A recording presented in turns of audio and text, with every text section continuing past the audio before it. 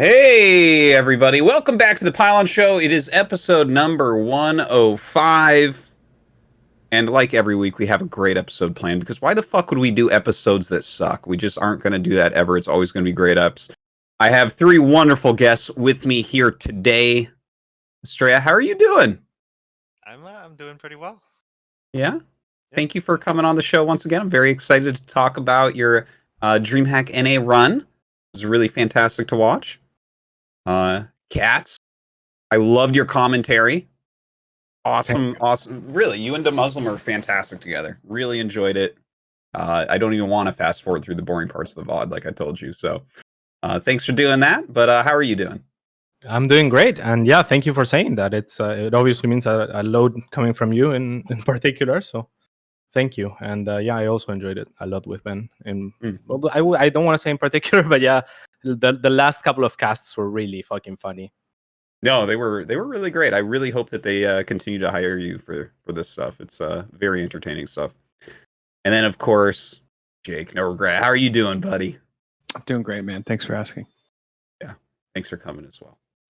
Okay, so today's show, we're going to talk about several different things, but I wanted to hit upon DreamHack NA. We're going to skip EU. We're trying to set up an EU-based episode for next week to talk about the EU side of it. Obviously, these tournaments have been really amazing, and we have Estrella to talk, and he did very well, getting second place, so that was awesome. Also, I have a few other little like sideball topics that I want to bring up as well when we get into it. First, though, let me go ahead and introduce our sponsors. First up, our Patreon. This is how we fund the show. Check out patreon.com/The Pylon Show. This is the best way that you can support. And a big thanks to everyone who does support and has continued to support. At the $5 tier, you get all sorts of cool stuff, like our pre-show banter, which is always fantastic, especially when Cats is on.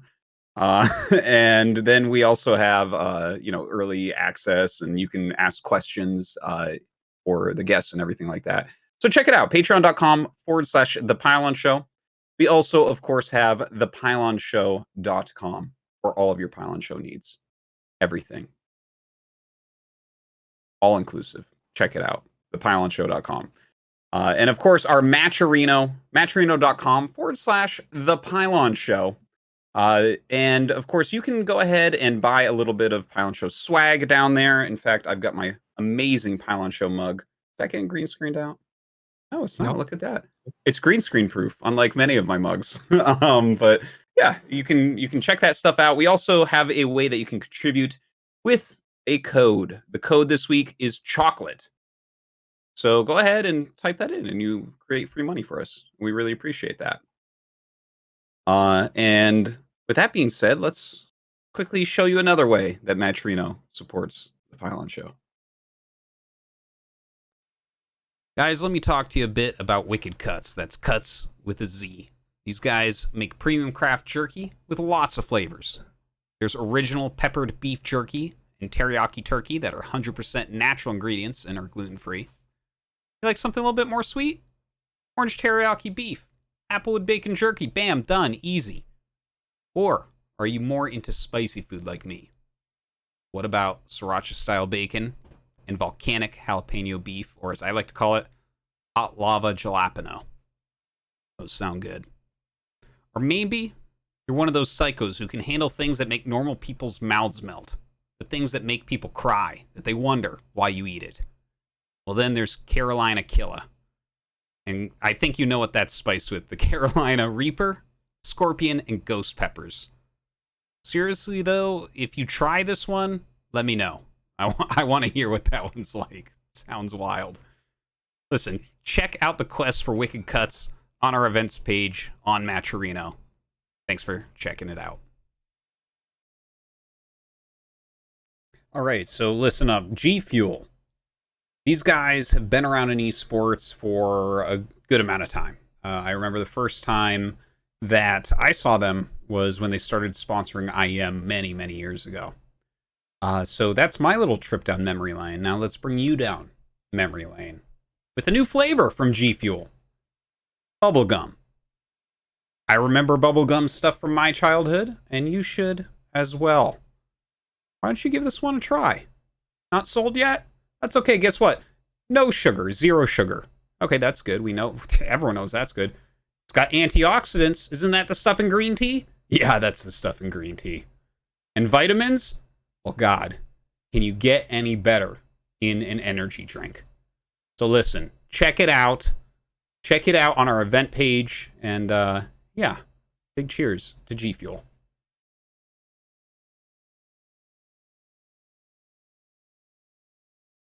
Hey, I hope you guys enjoy those wonderful ads. Okay, so we're gonna go ahead, jump into this week in StarCraft, and then get started on the topics of the show. All right, this week in StarCraft. Anything I mention here, you want to learn more? It's attached everywhere. Like the YouTube video will have a link, the podcast will have a link, thepylonshow.com, great place to find it. So anything you want to find out, do check that out. Jump into page number 3, some of the events that we'll be covering here: ESL Cups, ASL Season 10, Dreamhack StarCraft 2 Masters, of course, it's one of the main things, and some drunk Canadians, multiple events this week. Moving forward, ESL Open Cups, we have a list of some of the up and coming ones. Australia, you going to be playing these? I think I will be playing in the NA ones. You already have enough points to make it a Katowice, right? Not like if I don't think right now. Like if You it need was a little right bit now, more. I would have enough, but I have to keep gathering them. Okay. Well, the ESL Open Cups are a great way to do that. I heard that Hero Marine is going to be #1 seed going in based off of only cups. Let's see. Would you guys think he won the ESL Open Cup this week? I would guess he did. Yeah. Yeah. I think so. Let's check that out. ESL Korea was won by Trap over Stats in the finals, 3-2. Looks like Special and Hurricane rounded out the top 4. ESL Cup EU, yes, Hero Marine, 3-0 over Rail. This is getting absolutely absurd how many that he has actually won at this point. My God, where is he in the standings? Let me see. Hero Marine, number 4. He has won so many points. Holy crap. Congrats to Hero Marine for yet another win. We also had ESL Cup NA with Drogo taking out Armani in the finals. Good job to you, Drogo. I remember I saw a meme he posted about this being up to like 6 a.m. and winning somehow. But yeah, it looks like Mana and Solar rounded out that top 4. We also have ASL Season 10 has started, guys. Of course, the biggest league in Brood War. We're done 4 of the groups thus far. The next group going to be on Sunday, so definitely do check that out. Larva's going to be playing that one, which is always fun to see. Dreamhack StarCraft 2 Masters Fall Europe. Well, we won't really go over this in depth right now. We're going to try to hit an EU show next week to talk about that amazing event. And of course, the Chinese event, we had time for 4-0 over Jishi. Yeah, congrats to Time for a big victory. Time is in really good shape right now, isn't he? Like everyone in GSL is like, oh, thanks to Time for practicing with me. Like, oh, damn.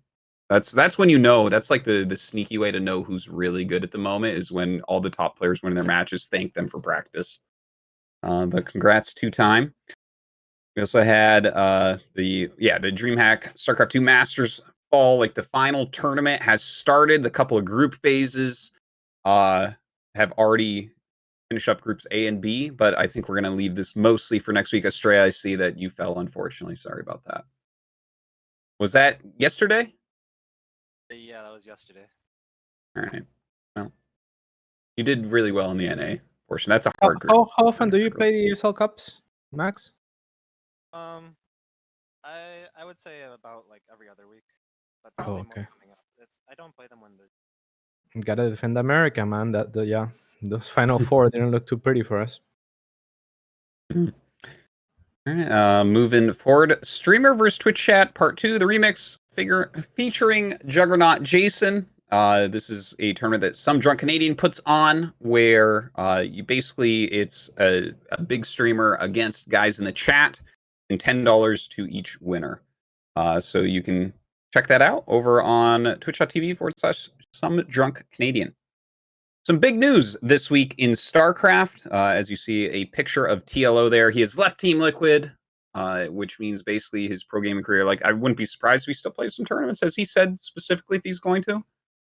I'm not Not sure, but I mean, he's still very, very good. But he's going over to Shopify to work on esports with them. So that's super cool and an awesome way for him to transition his many, many years of hard work. This guy was in GSL Season 1. Was a pro gamer since literally the beta of StarCraft 2. So that is, no one has a longer career. I guess people that were pros during the beta, as of yesterday, now have a longer career. and that's got him. and that's and that's where it starts. No. But Well, that doesn't count because it's pro gaming career. Yeah, I'm not sure that anyone has lasted as long, huh? there's a few people that are around that were Mana, around maybe? for Season 1, like Maru was around. Yeah, Mana was around.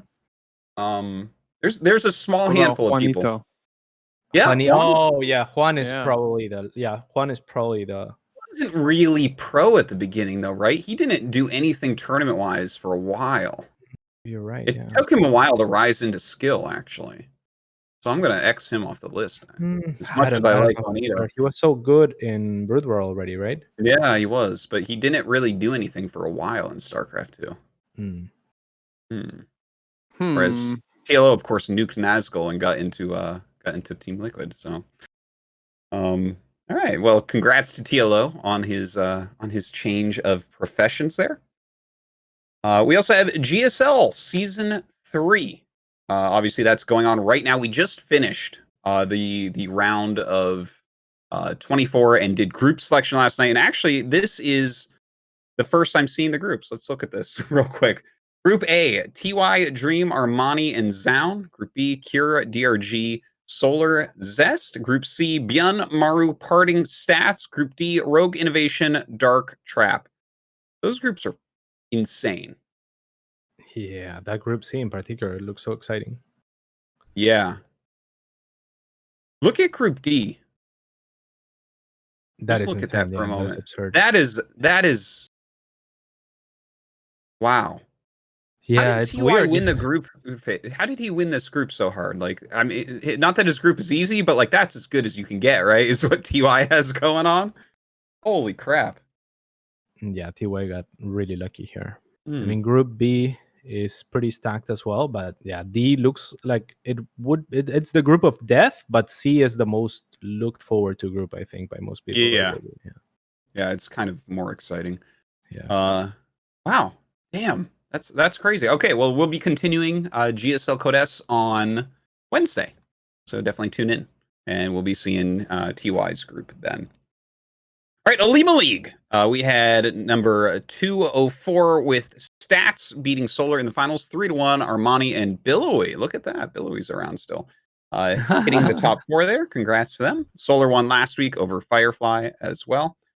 We also have OSC King of the Hill Weekly, Max Pack Star of the Week, but Mana ended it. You can check it out over on Creighton's stream.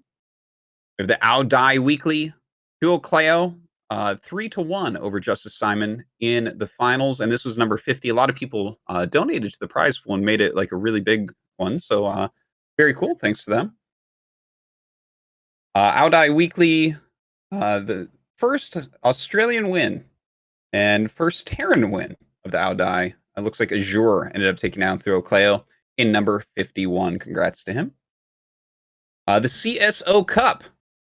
Snockstar defeated Great Teacher. Every time I see his ID, it's just Snockstar. The next one is going to be on September 19th. This is open to players of any MMR, so check it out if you want to play. SCV Rush Open, number 226.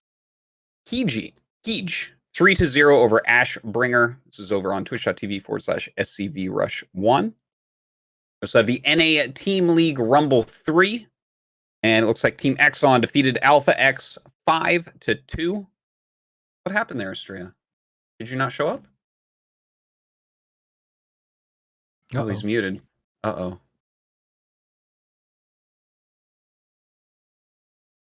Hello, hello. Yo, Hello? okay, you're back. We're working on audio issues with him boosting his mic on his PC right now. Oh, okay. Well, I'm not sure what happened with with that, but congrats to Team Exxon for taking down Alpha X. Well, we could hear him for a second, right? Yeah, Max, try again. can you talk? Hello, test. Yeah, he can test. talk. Yo. Is my volume better now? Yes. I think I boosted it a bit. Make sure you hit apply and maybe boost it another 20% and try again. Okay. Just Oh, max yeah. it. Move the bar to the right. Give me a couple of moments before you ask me any hard questions. Okay, no problem. You do you. We'll get back to you in a minute. Sugar 2 vs 2 Cup, Knight and Larry ended up beating Scrubbles and Prototype in number 7. Congrats to them. We also have Copa Hyperion, Cham over Jim Rising 3-2 in the finals. Zerglord and Eggs rounding out that top 4. The Sentimiento Latino.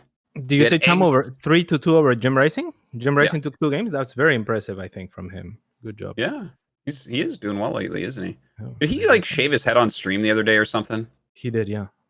Yeah, I could have sworn I saw like a screenshot of that, and people were jumping into my channel, being like, "You got to look at what Jim Rising's doing right now." Yeah. Like, oh my gosh. Well, Jim Rising, another good tournament here in Sentimiento Latino, number 93. Eggs wins it 3-2 over Jim Rising in the finals. Mm. Battle of the Americas, Cham over Eggs 3-0. I mean, these three, my God, they're just everywhere. Looks like Pure Legacy and Patty Mac were in the top 4 there as well.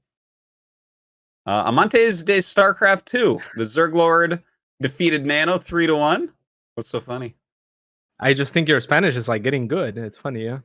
Yeah, I'm going to learn Spanish just through reading This Week in StarCraft because There's a lot of Spanish. Yeah, it's crazy. Yeah. Yeah. Yeah, this kind of reminds me actually what happened in StarCraft 1. I'm sure you recall, Cats, is like as the game got older, the Latino scene really rose up and got so many good players and got so active by the end. It was like tons of good Peruvians, some strong Brazilians, a bunch of good Chileans, I promise strong you Mexican players. After the game went free, that's probably what happens too. Yeah, because Latin America is kind of poor, but if we have access to games, we usually play them. So I think after free to play, there's definitely been a resurgence. Yeah. It's super sick. And I mean, to this day, there's still like Peru is probably the second or third best country in StarCraft 1, right? So it's like they stick around, they stay Gosu. It's cool to see. It's awesome. And a lot of activity down there. All right, Liga Cubana de StarCraft 2. Vice took down Slayer's MVP 3-1 in the finals. This is for Cuban citizens and residents only. We also have NetEase Esports X Tournaments 2020 Summer. Rogue over Solar 3-0 in the finals with Parting and Zest in the top 4. We have Alpha X Series Special 10. Zest 4-1 over Ragnarok with Creator and Time losing in that round of 4 as well. Congrats to Zest. The Alpha X Series Special 11 stats 4-2 over Innovation. They beat Hurricane and Armani on the way. We also have Alpha X Junior Championships Season 9 for players 15 years old and younger. Exo Striker taking out Arog Fire 4-3 in the finals. Erg Fire is only 13. That is so wild how good he is. Oof. I think that's the most interesting little tournament that we have going on in the scene in a lot of ways. Just have the very youngest players playing against each other. They're going to be so strong, man. It's crazy. Like, look at Clem and Raynor right now. Holy crap. And then, they're so young, but in like 3 or 4 years, it's going to be this group of kids. And those guys are going to be like, fuck, these young kids are getting us, just like everyone else is saying about them right now. Yeah.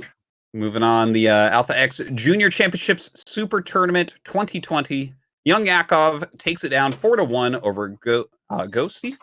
Congrats to Young Yakov. We have Alpha X SC2 Korean Hopefuls. Ooh. Interesting.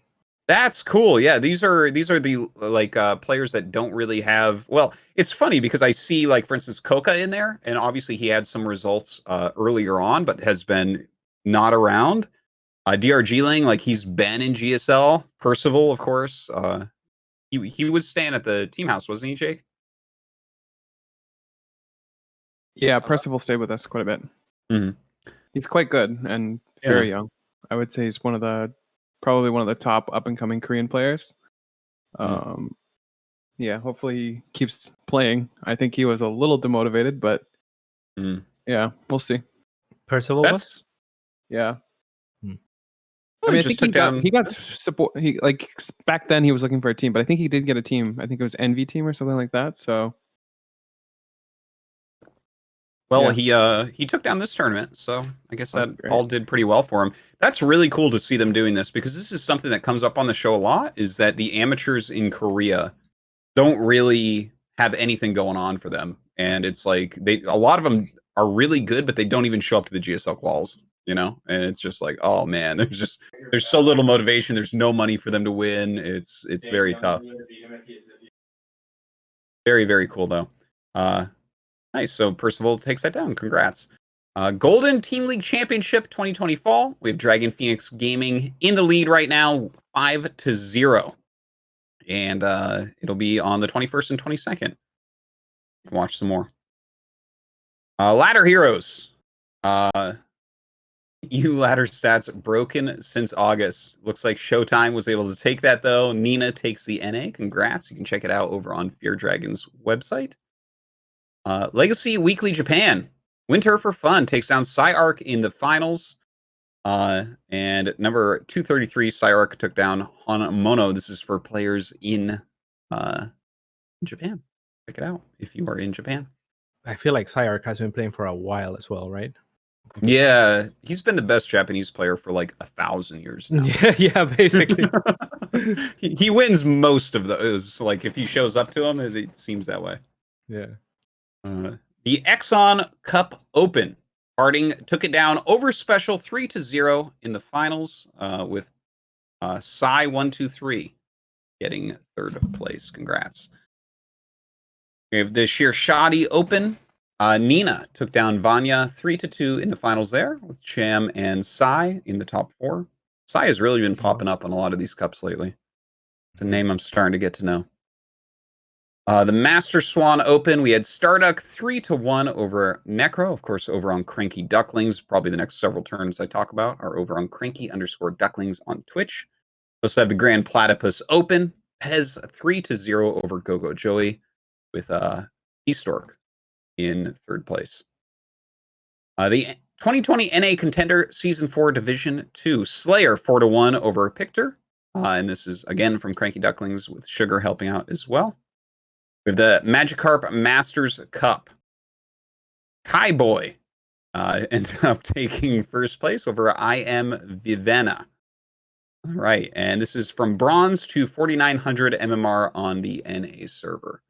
If you want to play, check that out. The 2v2 Fall Series. It looks like Hardwell and Instinct are number 1. Prince and DRG-Ling, number 2 right now. Very cool to see that Korean team pop up as well. You can check that out on silent_ghost. It's 2 T's in both words on Twitch.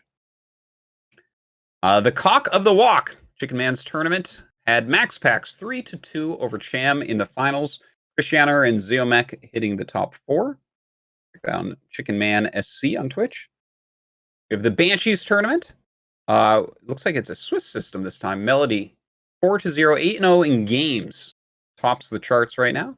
Congrats there. I believe this is on Ragnarok Het's Twitch TV channel, so you can check that out. We also have Winner, I'll buy you effing dinner, which is, of course, brought to you by Some Drunk Canadian.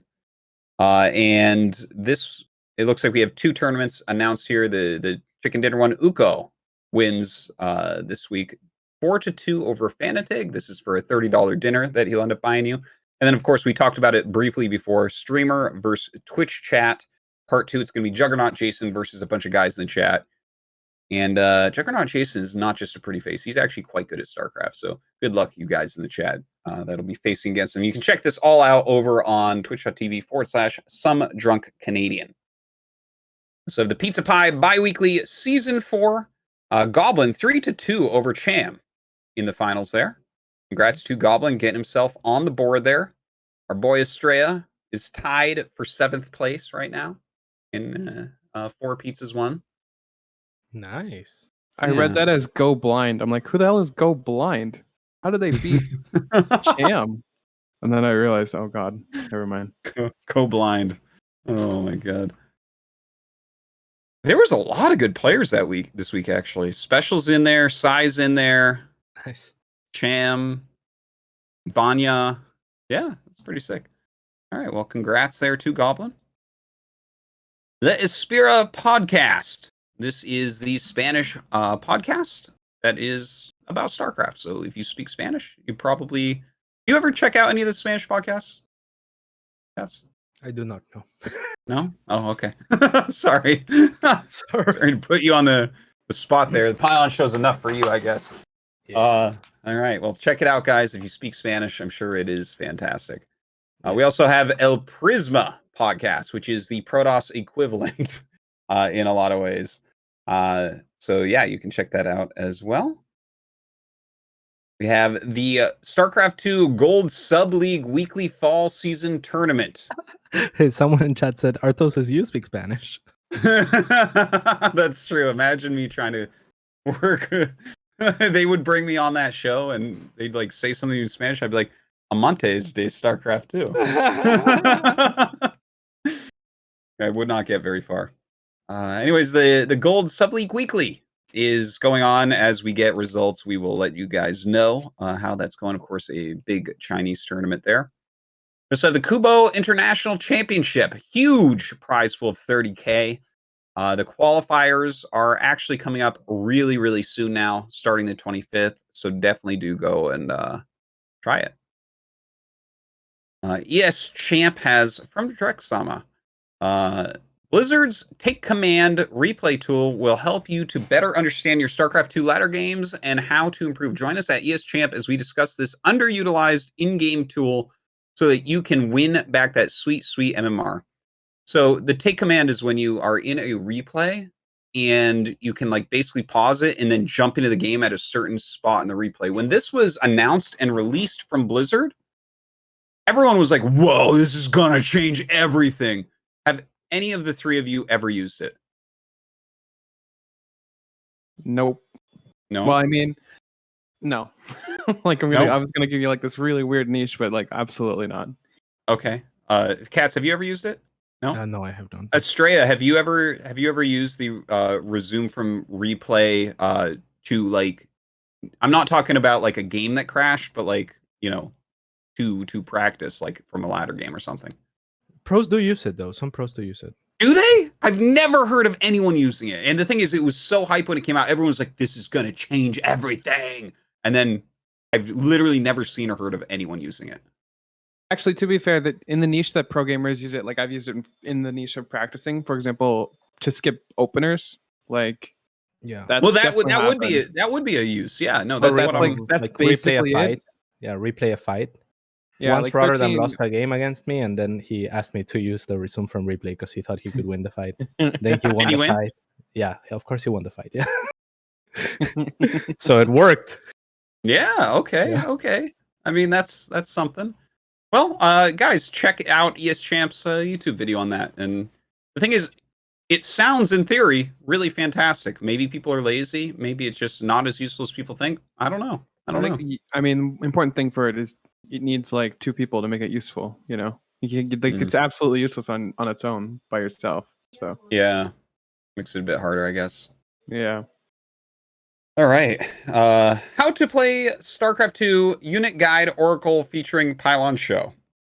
What? From Red Gunner Guy. A friend of mine recently asked me to teach him StarCraft, and I was happy to oblige. An issue, though, is learning and becoming familiar with the different units. Hence, I created a video series for each unit and building in the base game. Cool. And it looks like 17th of September at 9 p.m. KST. I'll be going on podcast to talk about streaming StarCraft, Hearthstone, and a variety of other topics.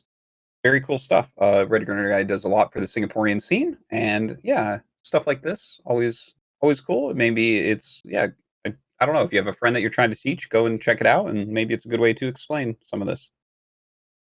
All right, this week in Brood War. Picture.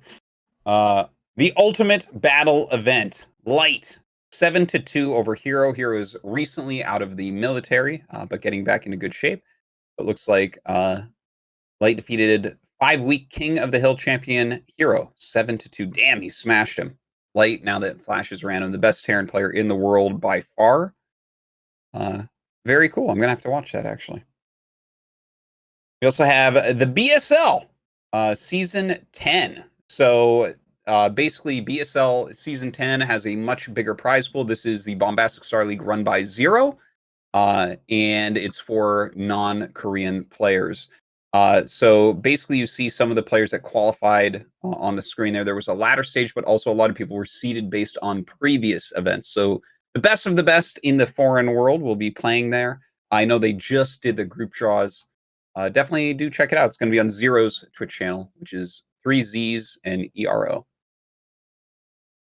I've at you, number 49. Oh yeah, took down Gosu Dark 2-0 in the finals. Looks like Crossy and DeWalt rounded out that top 4.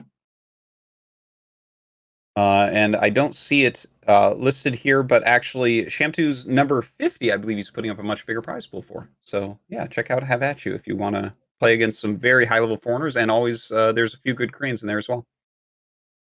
All right, TDR Nation Wars 2. Week 3, Canada slips. Sweden rises in Division A, while Division B sorts Peru and Chile to the top. They do have deep player bases in Peru and Chile, for sure. Yeah, it looks like Sweden leading right now. You can check this out on Titanes del Ring. We also have the 2020 KCM Challenge Season 3. Looks like Team Protoss still leading, but Team Terran and Zerg starting to catch up a little bit. Noob Hyuk and Snow dominated Week 5. This is all over on Caster Muse's YouTube channel and Afrika channel. You can check it out there. In my opinion, the best StarCraft one outside of ASL. Cool. We also have the Rookie Star League. Round of 16 is underway right now. And this is for players with 1350 MMR cap. So that's really new players in Brood War. That's awesome. That's incredible. Yeah. Like 1350, to put that in perspective, you have to lose all 5-year placement matches and then several more matches to even get below that cap. So if you're a really new player, this is a great thing. You're going to have a lot of fun if you're playing people your own level in Brood War. I even then don't feel so bad. Like, I'm pretty sure I got around that MMR on my first calibration. So I think you can definitely go lower than that. So it's probably for people that have been playing for a few months and can actually, feel like they're doing something right as well to some degree. So yeah, that's great. Yeah. Oh, that's awesome. And it looks like they have 42 players already involved with this. So that's a nice sized group of players that are lower level and looking to practice and improve. All right, very cool. Also, Brood War G's Weekly, number 86, taking place September 20th. Of course, always organized by Russ Brain. Thank you so much, Brain, for all the tournaments. And that does it. That's this week in StarCraft. Okay. There you go. This week in StarCraft. A lot of stuff going on always, man. I feel like that was a quick one. Yeah, it was a little bit quicker. It was the last... Well, we didn't have a show last week, but like the week before that and the week before that, it was like insane, actually, how much was going on. I think it's because of DreamHack Masters going on. There's less scheduled because of that. Because it's like, I mean, everyone's going to watch DreamHack, and obviously GSL's on as well. So it's like, well, those have to. The thing is, DreamHack basically runs every day for, 5+ hours or something. So it's difficult to schedule anything around that. Yeah, and it's hard, is anyone going to watch a smaller tournament when that's on? It's just not. No. It's not too likely. No. I'm going to be real. I feel even demotivated to stream as an individual. Like, yeah, well, if you're on at the same time, there's no point, right? Yeah, it just kind of sucks because you're talking like half your viewership if you're lucky. So it kind of sucks. And even if I wanted to stream like right now, I wake up at like 9, tournament starts. I swear to God, they end at like 11 at night. Like it is mad. Is that a good problem to have? You guys feel it is a good problem to have if you're a fan of StarCraft or a viewer, I guess. But it's kind of a bad problem to have if you're a streamer. I think. Yeah, absolutely. Definitely. Yeah, I think streamers. I don't know how they could. Maybe they can do something to like integrate the system to help streamers, maybe hosts after or something, because the system does that would be cool. Plug up everything else, So maybe if there's like a host rotation for streamers that are, kind of like instead of Twitch page front paging stuff, what if ESL or DreamHack fucking hosts someone after the broadcast? There's reruns, but no one watches those, So I've tried watching the reruns. By the way, worst experience of my life. Yeah, it's not good. They literally run ads middle of the game. Well, they don't run ads middle of the game, but yeah, the ads are run not What do you mean? not synced up. Like I doubt there's someone being a dick there, No, or trying to be a like, dick. I don't know how it works because there's like Yeah, a that's what flash I'm saying. screen that Yeah, like yeah, I'm shows with up. you. I'm with you. Yeah, I don't know. Anyways, It's not good. Yeah. yeah, it kind of sucks for individuals for sure. Mhm. And also, I wish I was in Korea because it feels like in that time zone you'd be good to go. But in Yes. my time zone, it is literally 9 a.m. to 11 p.m. every day. So kind of Yeah, sucks, yeah. but- DreamHack starts at like 11 p.m. for us. It was Yeah. actually we got asked to do a little bit of commentary for it, but it was like, oh god, we have like ASL and GSL, and then like you come home from that and then cast at 11 p.m. and through, and it's like, oh, I just can't. Just it's a little bit crazy of a time zone for us. Astray, Yeah. do we have you on mic? Is everything fixed or? Is his headset broken now? He can't hear us now. I don't know. Because he hasn't opened his mouth. That's. This is you would good. I don't think think that he if even you- hears Pylon it. I Try to feel make like him if you- laugh. If you're on a show and you can't hear the show, you'd be a little bit more concerned than he looks like. Yeah, look at him. He's got not a care in the world. Oh yeah, no, he has no His, idea. his like, speaker huh, output better isn't check the working or Ligilag. something at the moment. Yeah. Wonder if my Ligilag went up from that. Oh, well, All right, well, looks okay. Yeah, Cobra will get him fixed, and we'll have Astray here to talk. But actually, that brings us into a good question that I was actually thinking about the other day, and I didn't plan on bringing up on the show, but I may as well since you two are here because I think you have some good opinions. Is there like a little bit too much StarCraft content right now? Like, Maybe, yeah. here's the thing, right? Like, I'm casting GSL and ASL, and then I'm trying to catch up on the DreamHack stuff, and I'm like, there is so much. There's like you guys cast for so long. There's a hell of a lot, and especially with all the different regions and everything. Yeah. Is there like the way that they're doing it, right? Because it feels like in previous ones, there's like, okay, well, there's Challenger to get in. And then you have like the 3-day event, which is it's a lot of StarCraft, but kind of the epicness and the tightness of it together makes it a bit more watchable, I feel like. Whereas here it's like, well, we have a lot broadcasted, right? And the difference between like the Challenger-ish phase and the tournament phase doesn't feel so wide that I feel okay skipping one. Do you know what I mean? Yeah, Yes. absolutely. So is there a bit too much StarCraft Hello. content? I don't know what you guys have been talking about, but I think I'm back. Okay, yeah, no, you're back now. Yeah. That's great. We were trying to talk to you. We were trying to figure out if you were hearing us and ignoring us, or Yeah, I was just ignoring you guys this whole time. That was the play. yeah. Well, welcome back. We were actually just kind of like doing a side topic, waiting for you to come back, and wondering if there's like maybe too much StarCraft on right now, because it's like impossible to watch all of NA, all of EU, the other regions, GSL, like all of that together is a lot of time watching StarCraft. So I want to hear your guys' opinions. Yeah, for me it's weird, right? I think it's probably a good thing that there is consistency. I think that when there is nothing going on, like things can really die down and it can be bad. Whereas with some consistency here, like you're kind of building up a product, but at the same time it's so saturated, right? And there is a problem for streamers in that sense, and for other events and whatnot that want to run as well. So yeah, I'm honestly not sure. I wonder how viewers perceive it. I wonder what a solution would look like as well, because I mean it's a good problem to have ultimately, right? Yeah. Well, yeah, okay. On my Go end, on. I've never felt like I could not stream at my full potential until now.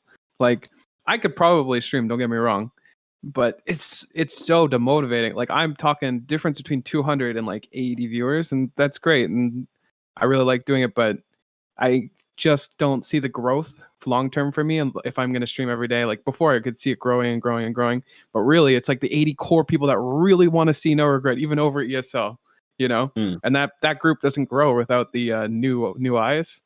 So it definitely, I've never had this issue before ever. I've never felt this like this, and that definitely is a problem, I think, for some streamers that are trying to make a living off of it. I think, you know, fun streamers or people that are just enjoying it, that's a different thing. I think that you can always enjoy streaming, but if you're living on it, it's very different.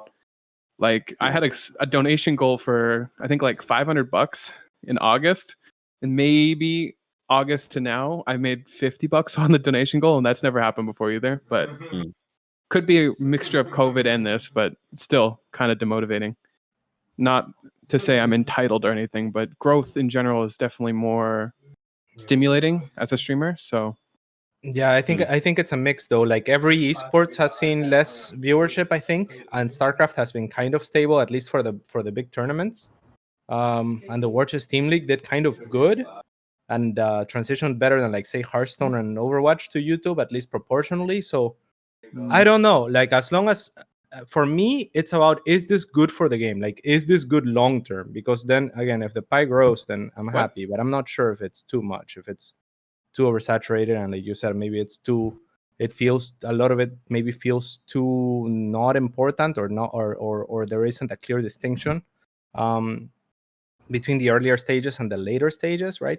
Another thing is advertisement, I think, is kind of lacking a little bit, where I feel like we could be louder as a community, like retweeting and tweeting and just like saying when stuff is going on and how much it matters and stuff like that.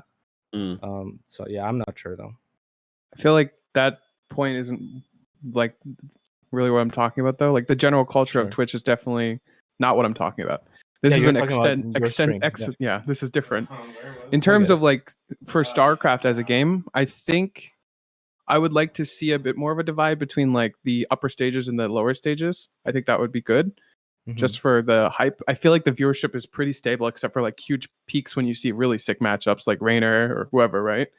But it seems like overall the viewership is a little bit lower over a longer period of time than before. Again, that could just be Twitch culture, but it feels like the hype spots like boost viewership way up, and then it just kind of dies off again afterwards. I don't know if that's due to the saturation of the tournament and how long it runs or what. Kind of reminds me of like GDQ that runs like infinite, and you're just like kind of peeping in for like the games you actually care about, and that's kind of what it feels like for StarCraft. There's obviously that base viewership and then peaks.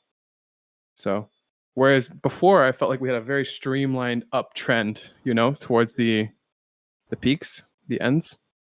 But I don't know if that's a good or a bad thing still. Okay. Estrella, what do you think about the overall amount of StarCraft? I know you're from a different position, being an actual pro gamer, but like, what do you think about like the amount that's getting broadcast right now? Yeah, I mean, the sheer amount is just crazy.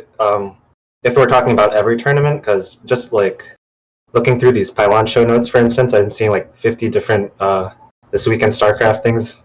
Yeah. It's just like there's almost always something going on that you can watch. But as far as the premier tournaments in particular, I think I'd have to agree with Jake that there used to be something really special about watching a finals or something. Like, the viewership would go way up, something really hype about these moments. But it does feel like they've gone down a little bit. I don't know. I think that's partially because we're not doing them live right now, except for GSL. But I don't know. Another part of it might be something else. I'm not quite sure what. Yeah. Well, not having it live, I think, does affect the feel of it for sure. Like, I think that we're all like really kind of blessed in a way that StarCraft can transition to like something really high quality online still.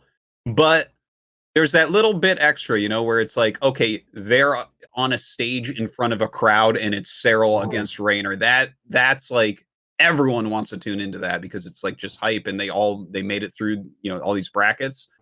But then like, I don't know, it's just I guess there's something for me personally about the difference between like the group stage into the playoffs, or like the challenger-esque part into, the more like, I'm not even sure where I divide the line on what needs to be watched, as a professional commentator that's trying to stay on top of everything. It's like, what does need to be watched? Because there's clearly too much content to catch it all, which is like there's definitely more than there was last year. 100%. Last year, it felt much more doable. It's like, yes, watch a little bit of the Challenger and then watch the whole Dreamhack or the whole IM or whatever, the whole WCS event, whatever we're calling that older phase. Yeah, last year had definitely more defined lines too, where like Challenger was very there was a very big line between Challenger and Premier or whatever, you know. So I don't know if that's just the way it's structured now, but definitely I don't know where anyone stands anymore, you know. Like even as a pro gamer, I'm like I don't even know where old Challenger would start or finish. Right? Yeah, Where it is. yeah, right. If you qualify as that Challenger, because I don't know, I don't actually know. Well, there isn't Challenger, so yeah, you wouldn't know. But it would be nice, I think, to have a system like Challenger because it does create. Yeah, but I think what he's saying, because this is kind of what I was trying to say. I find it hard to like say it correctly. Like, are we considering, for instance, let's look at what we're about to talk about, which is the Masters Fall NA, right? Okay, let me just give this Wikipedia link to Matt to put up there. So if we just take a look at that, right? Like to make the parallels to last year, would we call Group A and Group B Challenger? Yeah, because that feels more than Challenger to me. Like kind of, right? I think Challenger would start in the bracket somewhere, but at the same time, no. People who get out of the bracket or into the brackets, that would definitely be considered Premier. But there's just so many more matches in that Challenger level that I would say. I would actually classify all the group stages as Challenger. Yeah, all the round robins, right? Yeah, the round robin. Yeah. So there's just so many games in the round robin. So many games. Yeah. So it's probably like round robin is probably something like Challenger. And I agree, like if they named it something like Challenger and said, okay, there's a harder divide, then that people would would watch less of that and not feel committed to watching that, but they would also watch more of the finals. Right? Like, Here's the thing. I mean, huge appreciation to what ESL and Dreamhack are doing. But I feel like that would help. Like the thing is, I stay on top of this stuff, but if they divided this up, they're like, all right, the Challenger, you know, I appreciated that where it was like, okay, this part is this level.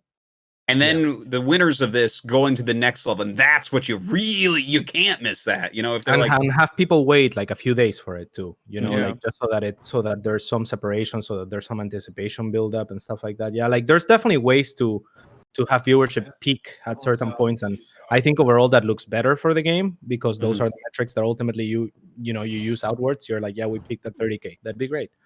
Well, I think that's also for hype purposes though too, right? Right. Like viewers seeing big numbers and like, I don't know, there's just something about it. You get kind of sucked into the movement, right? Yeah. But I haven't felt that movement since the new format. I don't know. Yeah, I think so. This is what I was saying earlier, right? I think that in terms of communication is maybe where we're lacking the most, where it's not like there's not good advertisement. Essentially, there's not good. There's no awareness raised outwards of what's important. There's one guy, for example, on Reddit that I fucking love that started making a thread every fucking day, and then they started featuring him on Reddit, which was nice. It still gets so little visibility, you know. So it would be nice if somehow as a community we could get behind ESL and Dreamhack in a way where we all fucking retweet them or something when they say like the important parts are coming, and maybe create a little bit more of a structure. With the amount being broadcast, it feels like you can't push all of it. Right. Know? I was just gonna say if a stream or if a organization pushes everything as like, oh, this is gonna be this, it's gonna be so hype. Eventually they're like it just gets completely diminished to a point where no one actually cares what they tweet. I feel like that's happened a long time ago. The game's 10 years old, you know? Like that's another thing. It's so hard to actually like distinguish which parts which with like buzzwords or whatever as an organization. So but it would be great if we can actually find a way to do it. We have to have like verbiage used, like you're only allowed to use this verb when it's these two players playing, you know? Yeah, no, I get you No, I actually liked Cat's idea though, because you know when it used to be like code B, code A, code S, the most hardcore viewers would watch all of them. And the viewers who, you know, were kind of interested in StarCraft would still watch Code S because even just naming it something different does seem like a good step in the right direction. And also, the other thing I think Katz pointed out was just a time separation, because when everything's just all in a row, it's harder to create that feeling of like this is something special and this is something, you know, you should watch, like the hardcore viewers will watch, but not everyone. Anticipation make you want it, you know. Exactly. But yeah, I think we're all on the same page as far as like better structure, right? Like I think we all said let's challenger. I think Dan brought it up. I think it's a thing that we need. I don't know if this is relevant or not, but Cats as a caster, would it be more hype to you? Because I know the casters probably get tired after like day after day, 2 weeks straight of just Dreamhack NA or NDU, of course. No, because there's such a huge rotation of casters. Like there's a lot of different casters and a lot of different pairings. For me, it's always a treat because I like people. So whenever I talk to people, it's good. So I like casting. It's never, I mean, there's been like a 9-hour day or something like that where it's like, oh, holy shit, 9 hours. Man, I don't know if that's even true, but there's been very, very long days. Is my point, and those can get tiring towards the end. But no, I think I get excited when the games are good, when people I like are playing. Yeah. But of course, it does so happen that when Raynor and Serral are playing, it's always super fucking exciting because I would rather watch no one else. Yeah. As a player, Estrella, what is the playing schedule been like for you throughout this? Because obviously you had to play a lot of matches. Was it like really high? Was it too close together? What did you think about it? I know some players have complained a lot that it's too much, but as someone who is full time and doesn't have anything else to worry about, I'm perfectly fine with it. It's just you have a day to prepare for your next match, which is plenty of time, I think. That's cool. That's cool that you think it's plenty of time, because some people would say it's not any semblance of enough time. But yeah, I like that it favors some adaptability from some players, and that's good. Some players will like research like every single replay of their opponent from the past month or whatever. They'll come up like with every situation, like what are they going to do here? What are they going to do here? I don't really go through any of that. I just I guess my preparation is a bit more loose, which is why it's okay for me. Yeah, I feel like that it can hurt like a specific style of player a lot to have this kind of format. Like there are multiple ways you look at things. It's like internal or external for some players. Like I've heard like interviews of like grand champions being like, I didn't prepare at all. I just prepped for myself or whatever, right? And that's cool. But there are certainly people that prep for the individual they're playing against a lot more than others. And I don't see how you could possibly prep for everybody in your group. So that would definitely that's part of the strategy. Favor a play style. Yeah, but this isn't something that's common. Like you're thrown into a no matter what the format is, it's always going to favor different types of people, different types. It's kind of like talking about balance, right? Like what metrics do you use? You're always going to leave shit out. There's no avoiding it, is my point. Like sure. It's going to favor someone always. Yeah, I guess. Yeah, different people are different. I mean, I'm just saying I would do way better in a group stage or a bracket, or way worse in a bracket than a group. Absolutely. Yeah. You would do worse in a bracket? I would do way better in a group. Like, there's no question. Oh, okay. Because you don't think they would prepare for you? No, it's just harder. It's harder. Like, if you had to play me in a bracket, it's a lot easier to look up my games and like figure out what's going on. Less but in opponents, a group, basically. Yeah, in a group, getting knocked. It's a lot harder. It's just how it's always been. But it's usually one match per day for players, right, Max? It's not like multiple matches. Yeah, except for the playoff bracket, you can play 2 matches in a day, but it's almost always just one. Yeah. Why are people complaining if it's only 1 match a day? Because it's just one day, and they think it's fatiguing to play every, like taxing matches every day, because they like a lot of players will get worked up over like thinking about the matches that they have to play, and it's so stressful. And when they feel like it's a month in a row of that, then they struggle. But that's something that they should improve on, because whoever does it best is going to have an edge. So yeah, I will say for sure. On the NA side of things, there are some people who aren't actually a lot of players who aren't full time. They have jobs or education or whatever. So from there, I can see a kind of a legitimate argument to be made. That is the most legitimate concern. Yeah. Needs. Yeah, I guess that's kind of funny, right? Because on the EU side, it's probably much more full-time players, so maybe less complaints over there. Whereas NA is kind of like, how many full-time pros do we actually have in NA? It's not that many. No, it's like 3. Yeah, it's kind of crazy. I always wish people in NA would be more willing to go full-time. Like, I've heard so many stories about their educations not being able to be delayed and that kind of stuff. It's just not true. Like, I feel like people don't really see the fact that they can come back to their educations at a later point. I don't know if it's like a cultural thing or what. Like I really don't see it. Like it's kind of strange to me that the North Americans are way less willing than the Europeans. But certainly I've had so many conversations with really talented people that just don't want to delay education in any way. It's very odd because back in Brood War in the foreign scene, it was literally the opposite. Yeah. All the North Americans would be like give up everything and put themselves on the line and practice all the time, and all the Europeans were like, "Oh, I got to finish school," or I got to make sure I'm looking for a job or whatever. So I don't even. So the cultural thing, we thought it was cultural back in Brood War. We're like, well, I guess that's just all the German players are really concerned about their education, whereas here it's like completely flopped. So I can't imagine that it's a cultural. Like I don't even get it. I don't understand how that could be. Katz, you were there through both games. Like, wait, do you see what the common thread is and how that could have switched between the continents? Maybe it has to do with the skill to some degree, right? Like NA at this point has a lot more catching up to do, because at the start I think it was kind of more on par, but now it's like the full-time guys are there's a little bit of a gap, like if you want to go full-time, you gotta at some point get 400 more MMR to even try to compete for any money, right? So maybe that's part of it. Like, yeah, I mean the full-time guys are the guys that are from NA that were willing to go to Korea to train in a good, in an environment where they can actually get good games consistently. And I don't, if you play from NA and you're playing EU in Korea, then you're probably not getting as good practice. So it's, yeah. Can I respond to Fear Dragon real quick? He said, I'm a software developer. I do interviews. When someone interviews and I see they haven't done software development for multiple years, I am less likely to hire them. I want to reply by saying, if you saw someone who went full-time in a game that they participated in and did very well success-wise, even though it's not something that necessarily translates into software development, I think there is something you could do with that, leveraging in resumes for sure.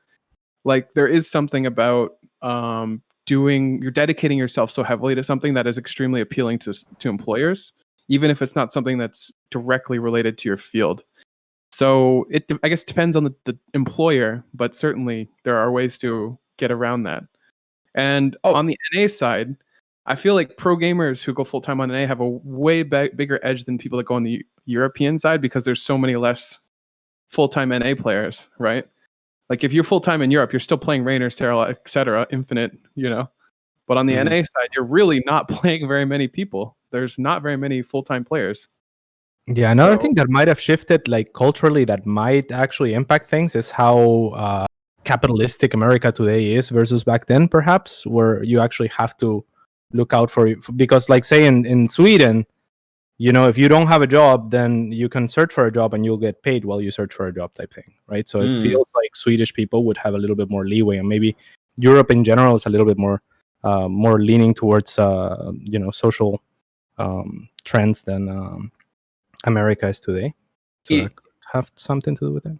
We actually have Silky and M Canning in the chat adding some of this, which is really great. Thanks for dropping by, guys. Silky is saying, school's expensive, high cost of living areas, and you think someone like me will be as good as Serral? Hard to do. Very reasonable. Hard to explain. Job lapses. M Canning says it's almost never financially worth it to be full-time StarCraft 2. Silky says like he's not going to give up 2 years of salary, trying to pursue this. Yeah, I mean, those are all reasonable things, right? Yeah, and they are kind of very American things to say, right? Like you're sold the American dream. Yeah. If Serral did the same thing, though, where would he be? Or Neeb, or whoever? Like, I'm sure they were all at points where they weren't where they were. Like, you gotta believe in yourself. I don't know. I think when you're younger, maybe it's easier to do. Estrella, you actually, I want to jump over to Estrella because I remember you were literally on the Pylon show with us, and you're like, "Oh, I'm gonna go full time. we're gonna give this a try," and it's working out for you, right? Like, how did you make that decision? And how old were you when you made the decision? I'm not sure exactly your age. Yeah, I'm 23 now. I did it right after I got out of college, so I did go to college first, which is something Jake touched upon. But I will say that the decision is easier when you have parents who are supporting your decision and who will back you financially, even if you don't do so well right away. So Sure. I think, yeah. that's a huge thing, because if any players who want to go full time are already having financial difficulties, it's much harder, obviously. And actually, my good friend I met in Korea, Chance, he had to quit StarCraft recently for the same reason, because I'm Damn. sure he would keep playing if he had the financial backing, and you know, if he already had money, it would be easy for him. But it's not easy to make choices like this when you're stressed in that way. That's absolutely true. But okay, here, for example, what if you didn't go to school, Australia, and you started the same career path you're on right now, but 4 years ago? Like, your trajectory could have been a way different position. You could be way better than you are now, and you could have made way more money. And, you know, you could still go back to school at any point. You might even have more time to figure out what you want to do. But it feels like you have to take that risk, even if you're not really wanting to, you know? Yeah, I mean, at least from my point of view, I would have been happy if I made that decision 4 years ago too. But like you said, it's a risk, and it's even more Absolutely of a a risk risk. if you don't have the fallback. And I think a lot of people just don't have the fallback. Whereas I think do have the I think fallback. that's an American thing too. Yeah, not having fallback is kind of a policy too, to some degree, right? Like someone in chat said, EU actually, well, the phrasing could be changed, but EU actually taking care of people and developing people, whereas the US is about competition. I mean, it's different approaches. It's not even inherently wrong to be about competition. It is the system. It is the game that you're playing. It's the capitalistic game, and yeah, and EU is much more social. Yeah, that's a really good point. Yeah, right, because a lot of the European countries will do things like subsidize your healthcare, maybe your cost of living, your university and all that. Whereas if you live in America, at least, that's all going to be much more expensive. Yeah, that does make a lot of sense, doesn't it? Yep. That might be more like, because Canada's kind of in between, and I feel like it's always been a disproportionate amount of like Canadians to Americans. Sure. For population size, you're definitely right. Like, it's always surprising how many good Canadians there are. Yeah, it's like there is over 10 times more Americans than Canadians, but are there like 10 times more good Americans than Canadians in RTS games? Never. No, never. Yeah. Right. So that could be a very big like kind of scientific look at it. Like, why are there more in Canada? I think there are other things, but I definitely feel more supported in terms of like, even if my parents weren't here, my education will be much cheaper. I don't have to worry about my healthcare. I'm pretty sure I could probably get welfare if I really wanted to, you know, like if I had more social benefits. Yeah, so Canada produces more. Yeah, that makes sense. Yeah, like looking at just Group A and Group B, there's like 10 American flags and 3 Canadian flags. And the population difference is like 11 times more in America. So there should be 33 American flags here then if it was equal, right? So yeah, that's kind of crazy. Wow. Huh. Well, actually, quick question. I know this is like not exactly what we plan to talk about, but it's very interesting. How many full-time StarCraft 2 players does America have? I'm looking through the list. Estrella, you're one. I would imagine that Neeb is one. M. Canning streams a lot, so I think he's probably one. Not as a player, though. He's a streamer. Probably. Yeah, but I mean, it's still full time, though, right? It's full time, but it's not. Yeah, I mean, skill wise, streamers are not gonna develop as well as non-streamers ever. So yes, full time for sure. That's maybe an edge that Estrella has over a lot of people, right? Yeah, not really relying on that more. So that's like, is that it? Is that all the full time players? Like 4? Yeah, I mean, of course, special counts, but not in the official as defined in North America ESL. I know, right? Are we talking North America or Americans? Well, right now we're talking Americans, right? Because we know Scarlett's full time. Yeah. Tilo was full time until like 2 days ago. Do we get to claim TLO as Canadian? Yeah. He's Canadian now, man. He lives in Canada, so there you go. All right, we have TLO, yes. I don't know. Is Namshar? Do we get to claim Namshar too? Yeah, I think he is. I don't actually know. I'm not sure. I don't know what his. I think he has a student something. All right. I really don't know how he can play here. Maybe not full time for him then. But who knows if he actually goes to class? Like, I don't know. Okay. Yeah, that's kind of. I don't think Masta was ever full time, was he? No, I don't think Masta's full time. He's one of those people too. Like, which is so good. And if he just chilled out with his school, he'd probably be even better. But yeah, I feel like he's been in school forever. Like, since I've known him, he's been in school.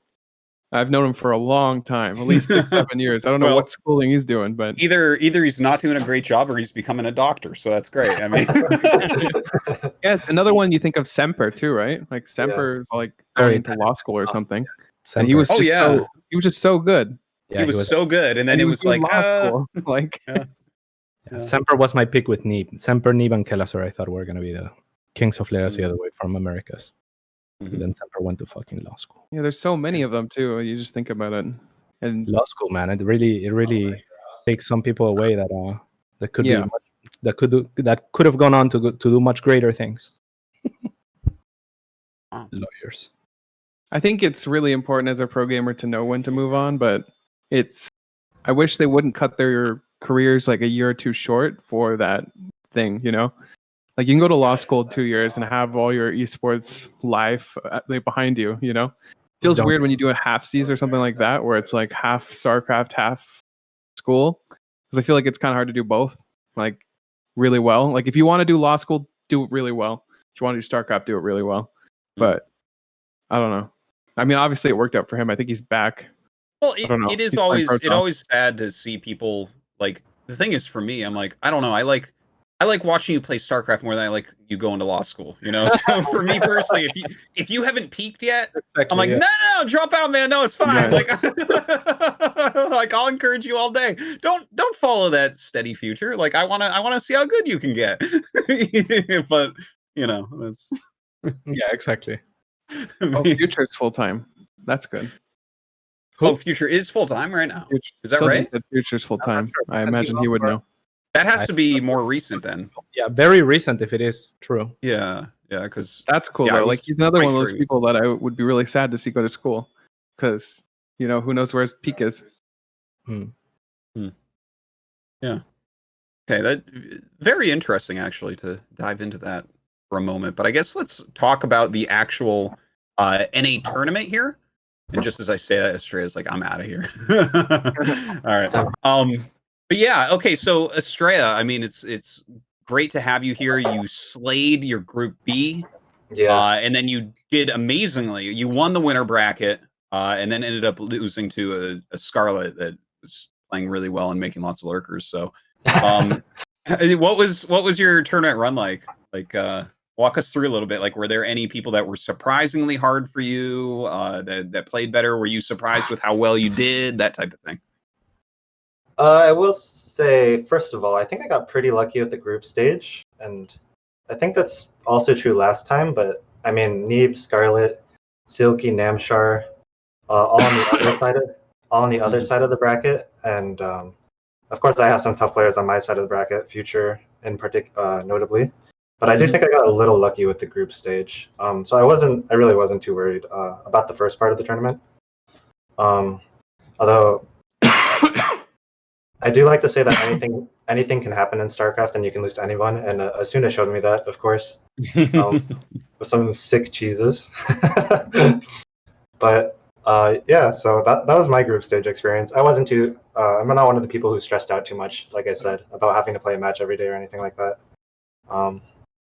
So yeah, I barely got first in the group stage, and I got to play Scarlett in the semifinals. And I guess I'm just giving you the play-by-play of my experience. Yeah. Yeah. So I don't know who caught the matches, but I dropped down 0-2 to Scarlett before making a three-game comeback. Mm-hmm. So that was a pretty fun series overall. Like, it wasn't fun for the first 2 games while I was playing it, but I was pretty happy I was able to make that comeback. And I was. I'd like to ask a question about that. Like, going down, because I know you and her have like a very long history, especially at the house and everything. I don't know how you come back 3 games in a row. Like, it's got to be incredibly hard. Like, I don't know, how do you keep your like mentality clean and clear, and especially knowing Sasha, like she's just so full of tricks. Like, well, yeah. Well, first of all, she is full of tricks, but she did not bring any of them to me, really. This whole tournament, she played just straight up. But yeah, mentality wise, It's hard, but I think it just kind of takes practice to try to keep a good mentality throughout series. Like, in between every match, I try to practice just a little bit of mindfulness. I take 3 breaths very consciously and try to return to the mentality that I'm just going to play my best. And if she can beat my best, then fine, she beat me, and I did the best I could. But if I play badly, then I'm not going to be happy with myself after the series either way. Whereas if I play my best and I lose, fine, I'm okay with that. It happens. So yeah. How often do you deem you played your best versus in losses in particular? Whenever you lose, how often do you deem okay, like that was okay, and how often do you say okay, fuck that? It's hard to say exactly, but just my instinct about 50% of the time. Really, that's pretty cool. That's very impressive. That's sick. Versus Dark, for instance, in the GSL, that's one of the series I remember where I thought I played very, very well, and I just, he got me. It happens. Yeah. And I think, I can say the same about my first 2 games with Scarlett that I lost, actually. I think I played pretty well. But I would, after a series, you have to evaluate what went wrong or right. And I'd say overall, just that series and my final series with her, I'm just not very comfortable with the PvZ late game. Mm-hmm. And I could talk about balance a little bit, but I think honestly the main thing is just I haven't practiced it enough, and I don't really know the what if A then B type stuff in the late game. Cool. So when you think about, okay, I played pretty well, like you're also evaluating where you're at, like your practice that you put in, what you know, what you're comfortable with, and you're saying to the best of my knowledge, I played pretty well, and if I lost, then I need to figure it out, but I couldn't have known before type thing. Yeah. So there's 2 things. Like one is just kind of a feeling, like did I feel like I was in focus? Did I feel like I was concentrated? And the other thing is objectively how the gameplay actually looked. So so after a lot of my matches, I feel like I played my best, and a little bit later I'll have to actually look at the replay and see what happened and how what can I improve, and that's the objectivity part of it. So that's awesome. Feeling wise, I thought I played my best versus Sasha both series. So I'm happy about that. And then so I guess I'll talk a little bit about my match versus Neeb in the winners finals. That match, I don't know. I was like not sure if I was gonna win or not. I thought it might be close, but I'm really happy. This cheese that I discovered the day before worked, where I just built 2 gateways in a forge and I cannon rush him. So that was a nice starting game 1, and after that it was just macro games. It was Blink Stalkers, DTs, and Disruptors, and I'm happy that I was able to beat him in games that looked like that, because last season my approach was really to get ahead in the early game with a bunch of cheesy, or not cheesy, but different builds, like 1 gate expanding. Like I thought, okay, I can always get ahead in the early game. That's how I'm going to try to win. But this time, I just beat him with straight up play, I think. Why did you change a winning formula then? Because I did feel like last season you did get ahead in every single game. Yeah, I think the reason I got ahead in every single game was because when the patch first came out, what Neeb was working on was like, okay, what is the macro game supposed to look like? Oh, and he figured out, okay, it's supposed to look like Blink Stalkers, Disruptors, and DTs. And you knew this, and you knew what he figured out. Actually, I didn't know that. That's the thing. Oh. So what I was thinking about when the patch first came out was, okay, there's a new shield battery. How do I take advantage of this in the early game and get 1 gate Nexus? Yeah, exactly. So I was working on 1 gate Nexus. I was working on Nexus first, and he was working on, okay, this is what a macro game is going to look like in this patch. So we had different focuses, and but now that after the first DreamHack where I lost him, and it kind of showed. It kind of showed in that series both of your focuses, right? Because when the games did extend, he kind of like caught up sometimes and beat you there. Yeah, absolutely. Yeah, but in the early game, you always looked like the strong. That's pretty cool. That's super awesome. Yeah, go on. I'm sorry. Yeah, no, that's okay. That's how I would look at it as well. And I mean, I think in general, my approach would probably be more tailored to mid and early game. And Neeb always just has fantastic late game in every matchup. So I think that if this kind of approach difference is kind of a different topic, but as you can see, Neeb's late game is probably better than mine in every matchup, I guess. So yeah, but I wouldn't say like his PvP late game is incredibly worse or better than yours. Rather, like I've seen some insane. Like I easily saw one of the best PvPs I've ever seen in my entire life between you two, which was like I can't remember what match, but I know everyone knows exactly what PvP I'm talking about. Like that was an There incredible was quite a game, few. Like truly. last season, there were like a couple of bangers, and this season there were some good games too. Yeah. It's but- nuts but- to see these games in general. Yeah, but for when PvP. they do fight with the late game armies, you can tell that Neep has fought with that late game army a few more times, you know. Whereas in the early game, Max I think shows like he's trickier and like smarter in the approach. I think this also showed against Scarlett to some degree, and it seemed like she was aware of this, right? Because she just, like Dan said, made the lurkers and kind of just didn't give a shit about how the early game went. She was like, I'm gonna make 40 lurkers and try running by whatever you want, right? Yeah. So yeah, I think that did show in the games. You're right, because I think Neeb was maybe even or slightly behind Scarlett all of those games, and I think I got ahead of Scarlett. Not every single game, but A lot of them. Yeah, a lot of the games before. I think that's to Scarlett's credit because she was very openly, and even in the interview she said she was kind of like playing the player, and it showed in the games too, right? Against Neep she did Hydra timings every time because Neep tries to get away with a bare minimum to transition to the late game as fast as possible, so he reaches the late game faster, and then it's so difficult to go up against.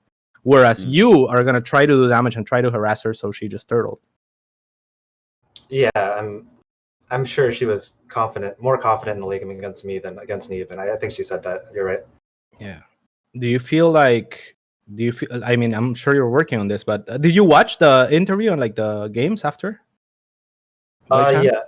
I can't remember if I watched a little of the interview, but I don't think I watched the whole thing because I was like, I turned on the broadcast after I lost. I was wondering what you would have changed. It felt like a few times you were like running like zealots and DTs, and they were kind of like overlapping in roles against the lurkers, as in they were both just getting killed massacred by the hundreds.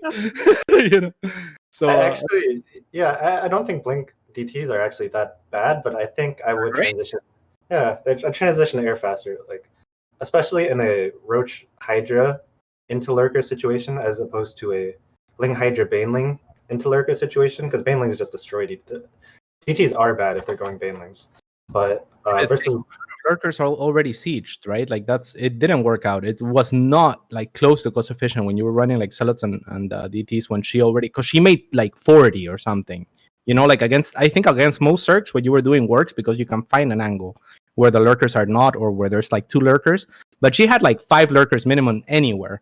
So the DTs and the zealots were just kind of getting shredded. I think that in theory he can do better than he did in those games, because if you look like if you blink just right on top of them, the spines are all going to go in different directions, right? So it's not going to be like when zealots run on top of them, but yeah, a lot of the engagements were dirty, and like you guys were even pointing out, sometimes he'd like tag and like miss a few lurkers, and it would be like, oh shit, everything just explodes. But there was actually a time in the first long game in the final series where the DTs were very cost efficient, and that was when Sasha was splitting an army to the top to try to kill a base while also having an army on the bottom. The face when she made the face. Oh yeah.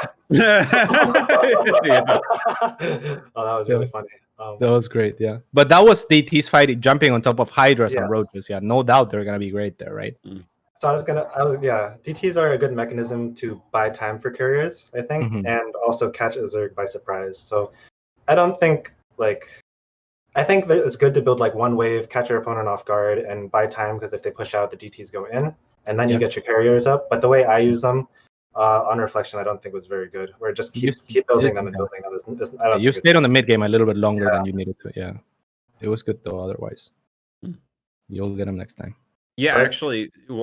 Oh no, go ahead, Serral. I'll say my piece about how much I like the game after.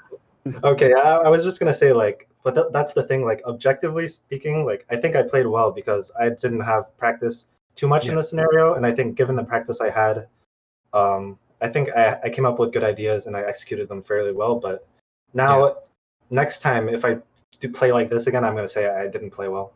Because you had the experience now to go off of. I think that's such a great mindset. Yeah, that's so cool. Actually, about the just kind of the series against Scarlett and stuff, I gotta say, like overall, a lot of the PvZ that we watch in GSL, right? Because this is what I commentate in StarCraft 2 right now. It's just GSL stuff. So I watch a lot of the Korean play, and there's a few players where I watch them, I'm like, okay, PvZ is looking okay, and then all the rest of the Protosses, I'm like, this is terrible. It looks imbalanced. It's the games are not interesting. It's just like fucking Glaive Adept's not doing it, and then the Protoss is dead. Like, look at Stats versus Rogue. That was the worst finals we've ever had. I mean, it just brutal stuff. And then occasionally a Protoss pops up, and I'm like, oh, okay. And I started getting that feeling a lot from your games against Scarlett, where like you seemed so deliberate in the things you were doing. Like it when I watch you play, I feel like I'm just watching a really smart player. And obviously, me and Jake have been kind of fans. We did so many in-depth episodes on you and everything.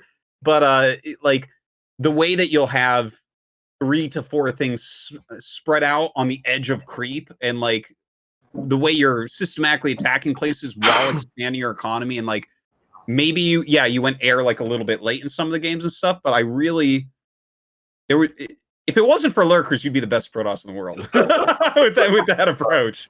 But unfortunately, lurkers exist, so obviously you need to make some corrections. But I just it was really awesome to see it. How I kind of have like a question, but it's too big.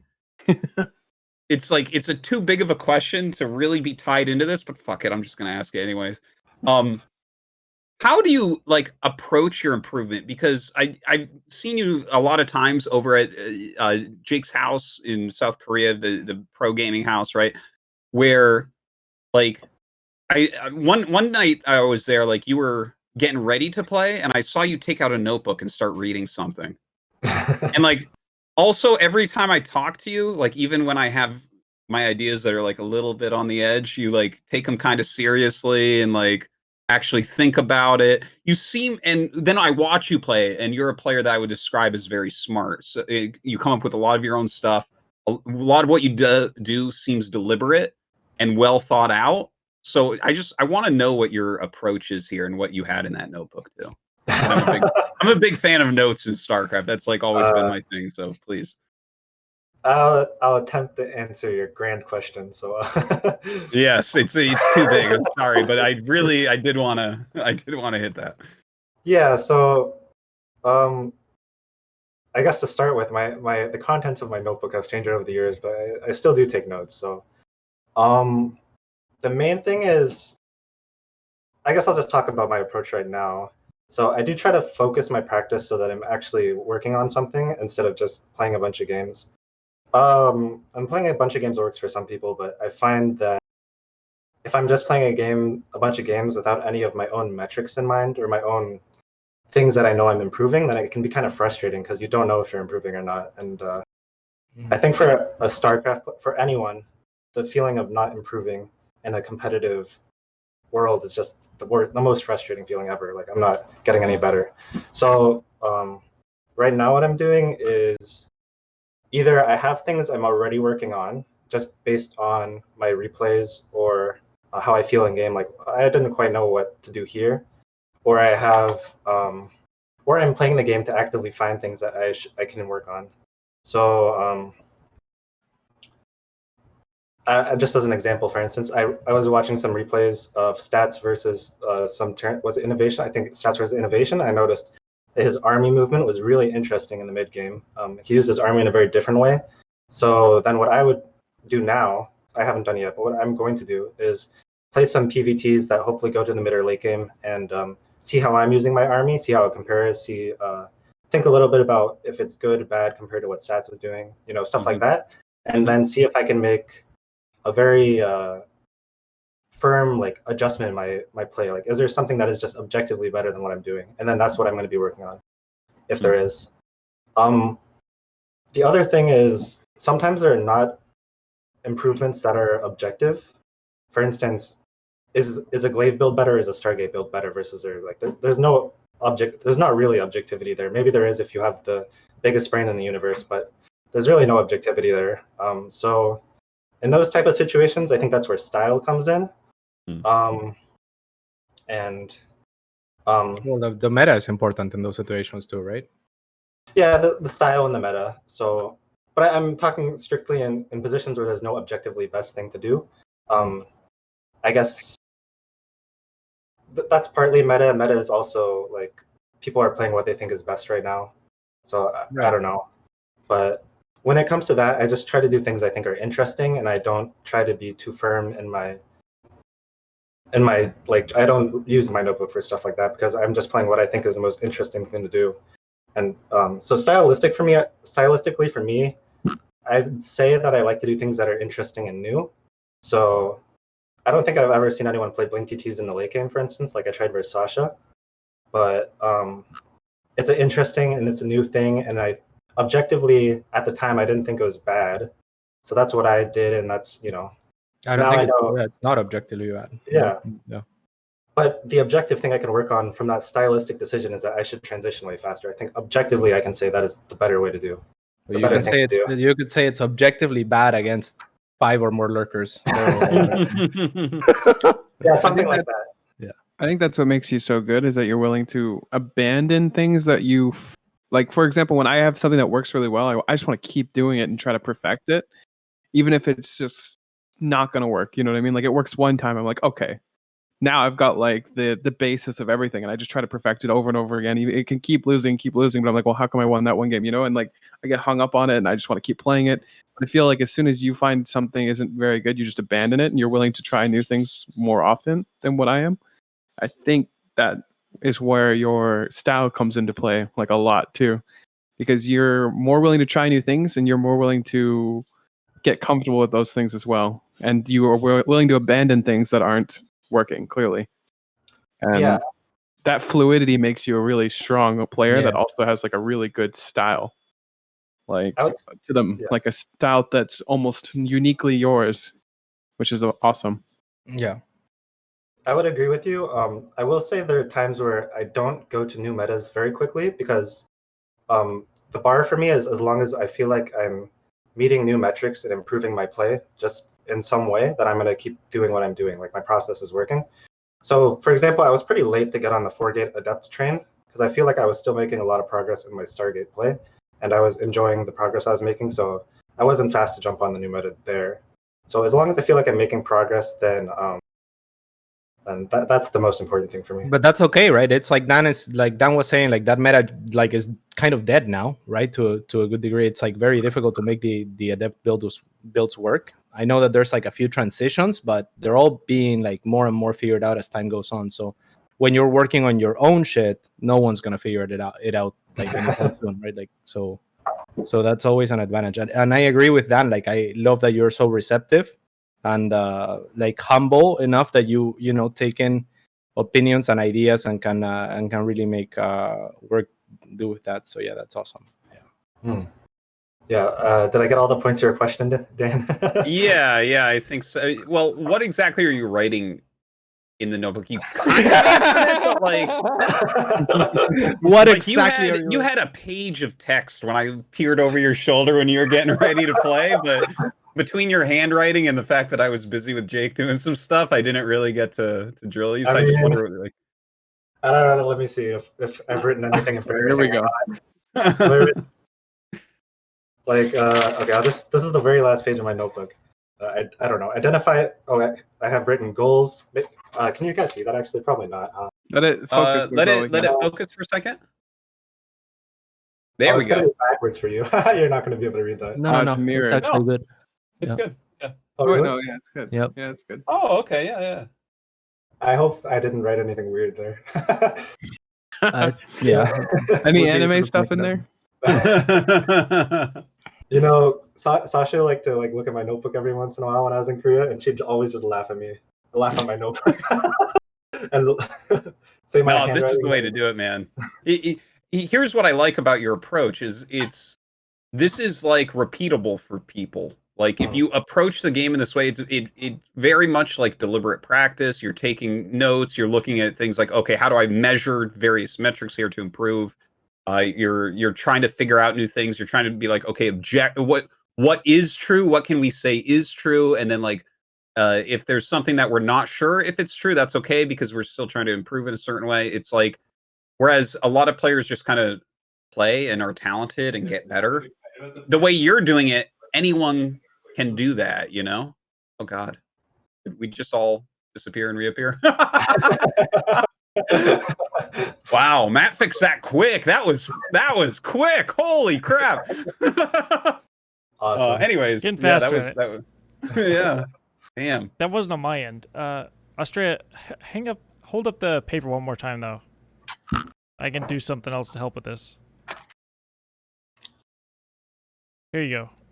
On stream, that'll be nice and big. I know my handwriting is not very good. Sasha made that Your clear. handwriting is very. Oh, I can also You got a swap this. doctor's handwriting. Do you have a way of like making his handwriting a bit more legible? Autocorrect. Handwriting autocorrect. Yeah, I mean that's cool though. Obviously, you're not writing it for other people, so Yeah, as long as if anything, this is even better. Now Sasha doesn't know what the hell you're writing. That's probably why she's laughing. That's all right.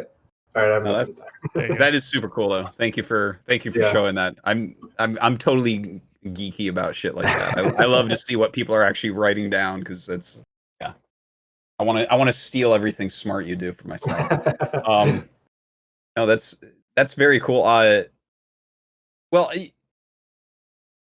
how do I broach this subject? I want to talk a little bit about the current state of like balance within the game, because I think that this is an important thing with like how you're trying to approach it, what you're trying to figure out here, because obviously PvZ is the one everyone's talking about right now, right? That's the matchup that's kind of everyone's like, oh, is this matchup actually okay? And like I was mentioning, like in Korea, right, we have like 3 people that are playing PvZ well, and then everyone else is getting bodied every single game. And then like, I mean, you beat Scarlett in the first match, and in the second match, you definitely had some very close games. You had a lot of games where you were getting ahead.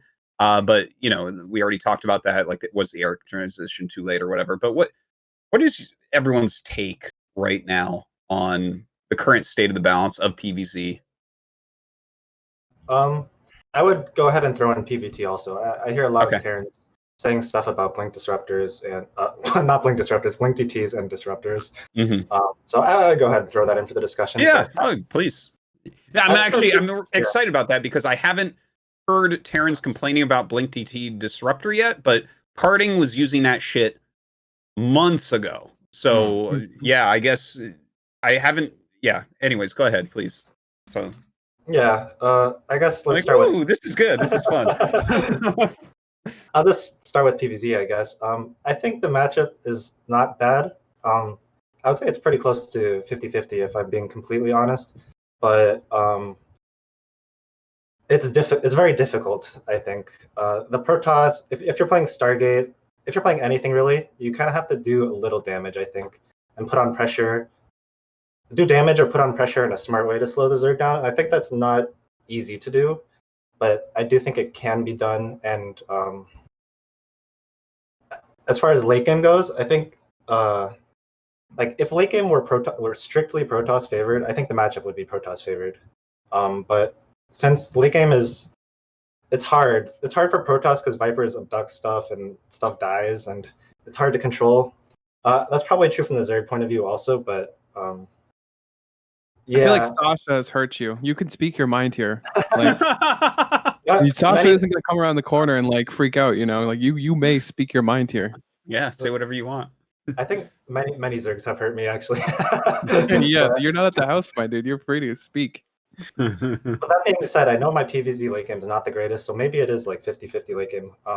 The thing is, if it is 50-50 late game, I think it's the Protoss turtling with Tempests and slowly picking stuff off, and I think that's not very exciting. So my instinct is not to go about working on that type of thing, but I might have to. Objectively, I don't know if PvZ late game is 50-50 or slightly Zerg favored, but overall, yeah, 50-50. I'm repeating myself a bit now, so go ahead, Jake or Katz. I think. Well, I don't have too much input on this, honestly. Like my playstyle is very out of the meta, but it feels like they are changing PvZ in the wrong ways. Definitely, like the battery is a very inadvertent nerf to Zerg early game. Like isn't much attacking or aggression, which kind of forces Zergs to play even more turtly and even more late game, which I think is where the problem actually lies. So I would, and also voidrays too. So now it feels like Protoss has a double, like, all right, we've got like the safety net where Zergs are going to obviously just have to drone up and have to play late game to actually really do damage. Like truly hitting early game is kind of just bad. I like how Jake is now just bad. making this about balance. In classic Jake fashion, he's making this about his playstyle. Yeah, No, I mean, you, we're talking about me, and balance. Bly all got nerfed. This is true. I mean, I'm trying to be like talking about more of the way they're changing the matchup, less than balance. Feels like the actual issues aren't being tackled. That's all. And also, inadvertent changes are really hurting matchups. Like that was a PvP change. I think the feedback changes is tackling the issue in the late game to a good degree, or at least intended to. It was definitely important. I think it's like the potential of it feels like it gives hope. It's like you can stop the abducts. It's possible. Yeah. For me, from what I've watched, not so much from what I've played and from what I listen other players, Raynors seem to think that it's even Protoss favored in the late game. I think that a lot of the problem is that when you get to the late game, Zerg is usually in a pretty good position because they didn't die. Mm-hmm. So I think it's really cool to see that Stats today was making a lot of static defense to make sure that he didn't die to when the Zerg explodes, essentially, and then trying to get to the late game. And he actually had a comeback against Raynor, which was kind of cool. But then, the other game, he just kind of died because he didn't have static defense everywhere, right? So, yeah, I don't know. I think it's in a weird place. We also didn't see almost any Banelings, which were super core Zerg mid-game units. So, I wonder if we're going to see a resurgence of more gateway all-ins, maybe 3 or 4 base Protoss all-ins, if that's a thing. I don't know. I think we're still figuring out where to take the meta. It doesn't seem like anyone has a good grasp. But yeah, I mean, I think Zerg wins most often. So well, I think a lot of people are not getting into the right position.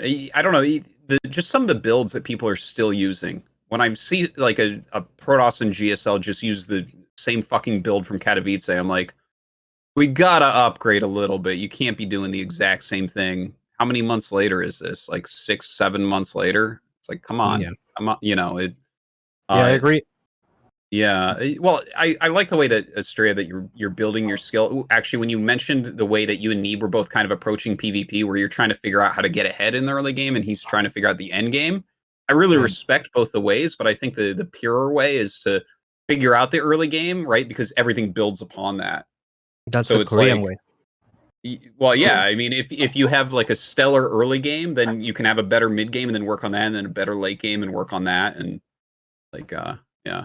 Yeah, I think there's something to be said for both approaches.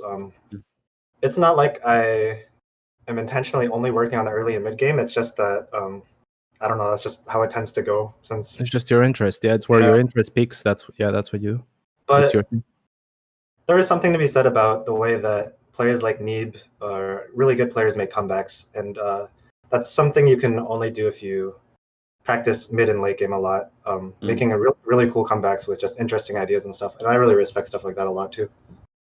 Yeah, I think it's almost like an approach thing that I think I've seen. I've talked about this, and I was talking about this with the Muslim actually in one of the casts, about how I think that Europe and America has always tried to figure out like as a continent, or as a people. They have always in general looked more at the end game first, and what's the most optimal and what's the thing that can't lose and how do I get there. And Korea has always been ground up. And now you're kind of seeing both adapt to where Koreans have been increasingly playing more and more late game, and Europeans and Americans have been more cheesy and more trying to figure out aggression and pressure points that they can actually break their opponents. So I think both approaches kind of meet in the same place eventually when players become well-rounded enough. Yeah. That's actually awesome that you say that, because that's something I've always noticed about the European scene, even literally at the beginning of the StarCraft 2 beta. When I watched games from the European server, from tournaments, I was just like, what the fuck are you guys even doing? You would die in the first 5 minutes to everyone on the NA or Korean server. It just, because they're just sitting there getting to the end game and trying to figure that out. And I was like, wow, that's so weird. And it's definitely something, I think it's been most prevalent in the past 3 years in ZVZ.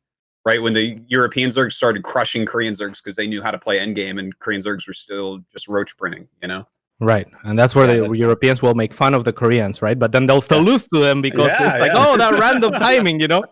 Yeah. It's like, what the fuck are Oh they? yeah, they they're- give the Koreans so much shit for the random timings.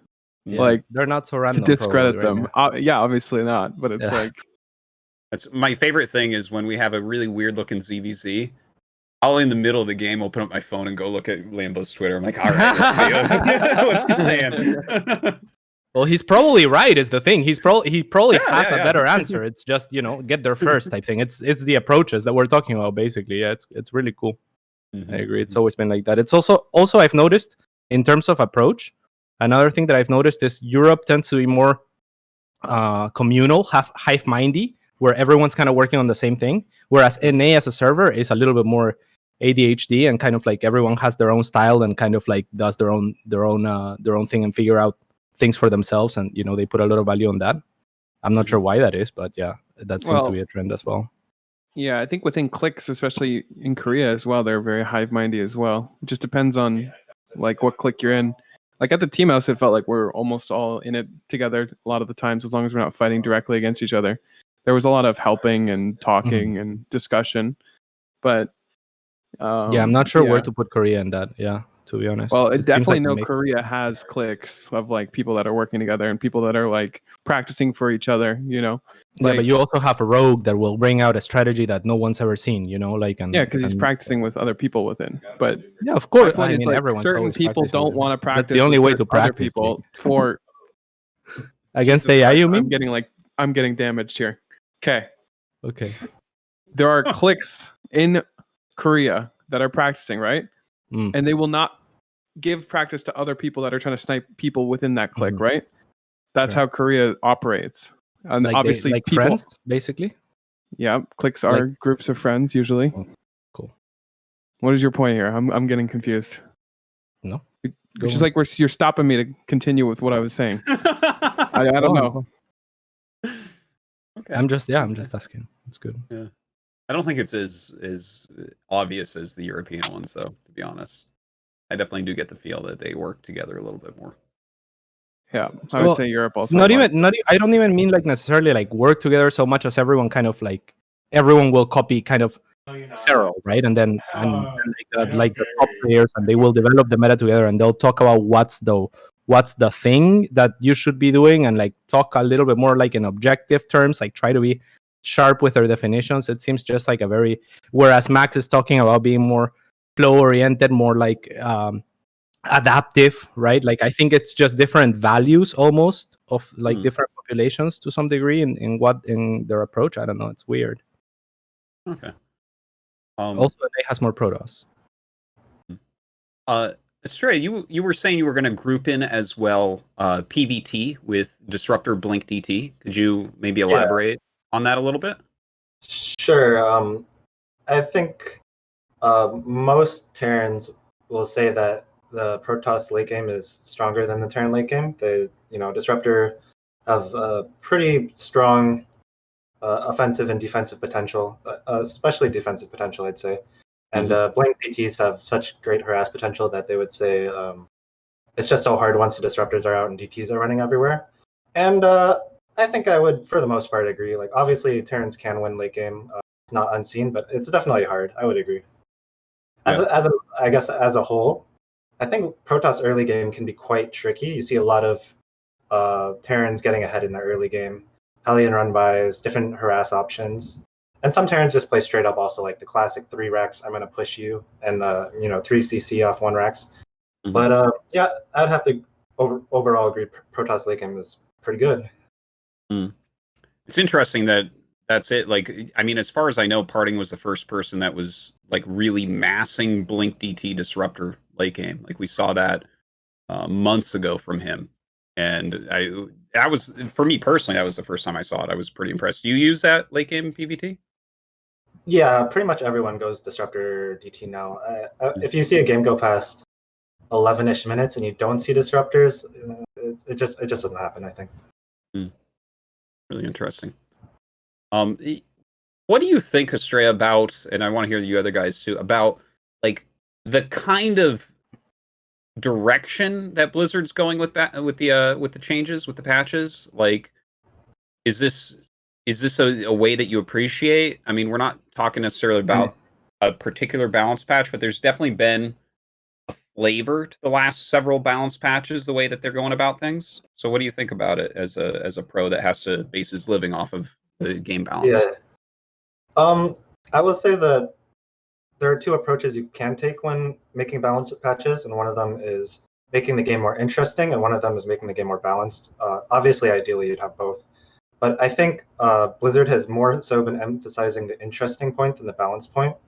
Because I've always thought that if you want to make the game more balanced, you should take the approach of making the tiniest changes possible that are clearly correct. Like, so for instance, when Blizzard made the change to buff the Nidus to like 5 armor, it was something ridiculous, like instant unloads and shit like that. Yeah. That was clearly not a change designed to make the game more balanced.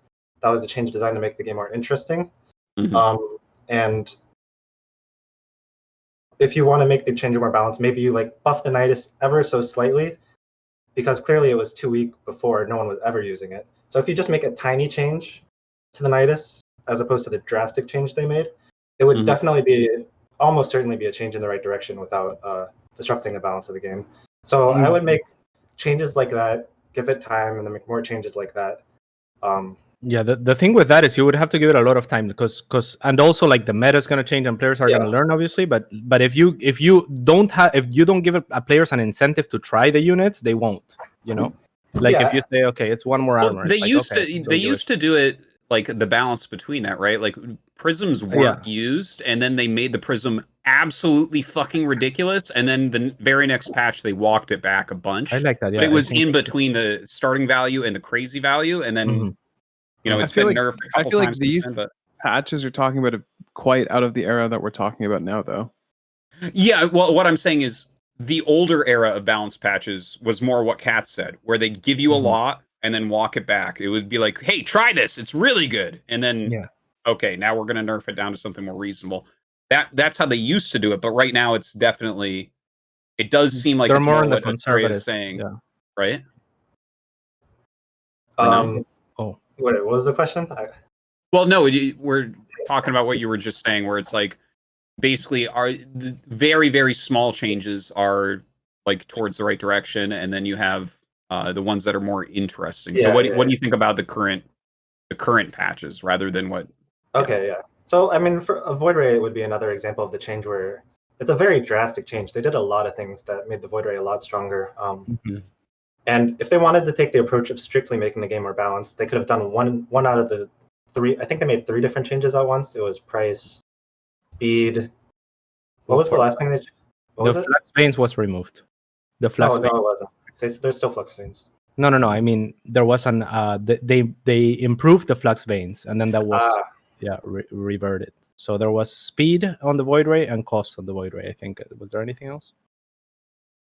It's like 50 less. Build time and speed. Oh, build time too. Cool. So build time, move speed, and cost. Yeah, so those are like any one of those is a pretty reasonable buff, but putting 3 buffs together like that is something Blizzard has kind of done a lot in the past, like Nidus Worm, Infestor. Does Infestor count when the Infested Terrans were super strong? I don't know, but the point is, I don't know like what Blizzard's goal is. Like, obviously they want both balance and interest, but I guess overall Blizzard's approach hasn't been too bad, because they probably want to put interest first, to be honest, before balance, because they need viewers. So so what do you like? Do you like the way that it's going down? Are you kind of not a fan? Do you really just want it to be balanced a bit better as opposed to the crazy changes? From a player point of view, I would rather have them go small changes, one at a time, and make sure they're good changes. And it's almost like the scientific method of discovering stuff. That's funny you should say that, because you were showing that you thrive in new environments rather than like you did good against Neve and got ahead in the early game by virtue of figuring out the early game first because of those large changes, right? Yeah, that is true. And from another perspective, though, when these big balance patches come out, they require a lot of change on my end. Hells yeah. Rediscovering stuff. Whereas, like Brood War, people, I don't know too much about Brood War, I don't follow it, but the game is the same as it has been for a really long time. So players just get better, slowly, with the incremental approach of making progress. So that's the type of thing I'm into, actually, in making incremental changes. But you'd be a very good Brood War player. Yeah. When there's all these balance patches, it's still a lot of rediscovery too, which is fine also. Yeah. I feel like I've been talking a lot, though. I want to hear Jake and Kat's talk. Well, Jake, I know you have some strong opinions about the directions that are taken during patches, so please let us know what you're thinking about this current trend. I mean, I feel like the way that the balances have been going, I've been like inadvertently hurting other matchups a lot without like really seeing the repercussions. A lot of the proposed changes are way off the mark, and then they get toned back a bit, but it feels like they're not really giving the tools to defeat things that we think are broken, but rather kind of changing things and making even more problems for themselves. Like in the way of trying to make the voidray more useful, they're, breaking matchups, and the shield battery buff felt really weird and like not something that anyone really needed. Like I would like them to have more of a very specific attack plan rather than like, let's see what happens when we buff this thing, because that feels like that's more in the direction of what they're doing. And it inadvertently hurts like matchups. Like PvT voidray seem really strong in with some of the battery stuff, and they're really strong versus Zerg early game. Like early game voidrays are really sick. Shield battery is obviously really good. Like early game ZVP, and TVP, and PvP, I guess. So I don't know. And yet it's the least winning race of all time still. So like it's not like it's winning. It's because it wasn't there. Those issues weren't issues before. Like, what are you talking about? Obviously, if they they don't contribute, contribute to where Protoss was already fine and not dying, it's not going to do anything really. It's just an inadvertent change that doesn't do anything. It feels really weird. I think they made it for PvP. I think for PvP, the PvP is way more fun on the back of shield batteries. I still see lots of proxy Stargates and lots of proxy Robos, so I don't know. Not as much. Not nearly as much. Well, yeah, I don't think so. Yeah, PvP is adjusting. It is fixing. Yeah, it's great. It looks a lot better now. I didn't think it was going to, and actually, I was definitely wrong on that. I was like, oh, you're just warp in another round of units and then kill them even harder, like when the overcharge is done. But it doesn't really end up like that, honestly. Yeah. So we've had good games. I've been enjoying PvP a lot. So it's not like but I agree with you. I mean, like I love to be aggressive against Protoss, and not many Zergs, are aggressive, and that's a playstyle that's kind of like dead. But I'm sure it's something that they're to some degree accounting for. Like maybe they just prefer the macro games or something. I don't know. I personally like more dynamic games in general. So I'm not a huge fan of the shield battery buff myself. But I can see the reasoning. I mean, it's not stupid, Sure. I'm sure there's no other way to make proxy robo less effective. Somehow they still haven't changed the fact that certain proxy robo battery builds are just disgustingly broken. Like I don't understand. There's so many things that are. What? There are. What do you mean? What if you get proxy robo cannon rush and don't deal with it perfectly, you're dead. Like PvZ. I haven't seen that build in a really long time. Oh, yeah, it hasn't been used in a long time, but it didn't seem like it lost power. It's just like it's still very good. I mean, I don't know if people aren't doing it as much, but I mean, 2 racks, 3 racks, whatever. It's still really strong. It's always been strong, and it's never changed. Like in general, cannon rushes and proxy racks have always been very powerful. The point is that we have like a weird targeting on like what we change, and it doesn't feel like the most needed things to change are changing, but rather we're changing things in weird ways that doesn't really affect anything. What is your list then of the most pressing issues? Well, I'm a Zerg player, so most of those are going to be directly related to Zerg. But the fact that proxies in general are very, very strong, even with like full blown like attempting to scout, if you miss it, you lose. I it like playing happens a against lot. proxies. As Zerg, personally, I think that's a fun game. That's a fun game to play. You think it's fun to just miss the 3 racks and then lose immediately after because there's nothing you can Oh, do? okay, like I three racks, Marines is a little literally- bit, but I like have a replay right now. We could load it up right now. I literally killed Scarlett with a proxy 3 racks. Like, it is the easiest shit to do. That requires absolutely no skill. If it's seen, you lose. If it's not, you win. 3 racks Marines, sure, it can be. Yeah, that's what I'm saying. There's literally no skill.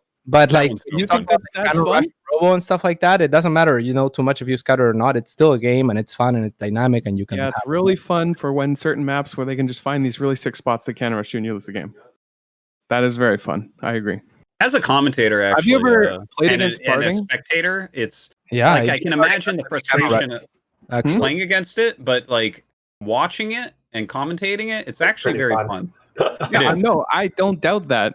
Yeah. That it's fun for viewers to watch and whatever. I'm just That's saying that actually these the things are worst- considered. That's actually the worst question ever because I'm 5K MMR and I beat Parting last time he kind of rushed me. So Yeah, okay. Yeah. I don't know. Damn. what replay? I mean, What'd you open with? Yeah, what'd you open with? I went to the Let's gold hear and I landed there instead, and he tried to mine some minerals or something, and then I pulled all my workers to mine the minerals in the middle of the map of Golden Wall to make sure that he couldn't block it with a pylon, and then I got behind and I did it. It was a crazy game. Damn. Can I say that? First of all, that sounds awesome. But second of all, I think the viewers' enjoyment definitely has to come first. So as long as it's objectively fair, even if it's frustrating for the players, like there's always going to be builds from each of the races that require less skill than other builds. Mhm. That's just always going to be true. So as long as there are ways you can defend it, then I think it's fine. If it's There are entertaining. no ways to defend it though. Well, Like there are.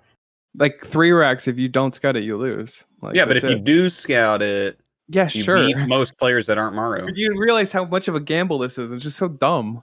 I don't know. it's- Have you it's seen crazy. The whole Serral and aspect Raynor? of like if you Serral miss and scout, Raynor it's just like, okay, like I was preparing with Soul for Serral and Raynor, and we looked at so many replays trying to see like where he could place proxy barracks, and we couldn't find a spot where it was a good idea to place it.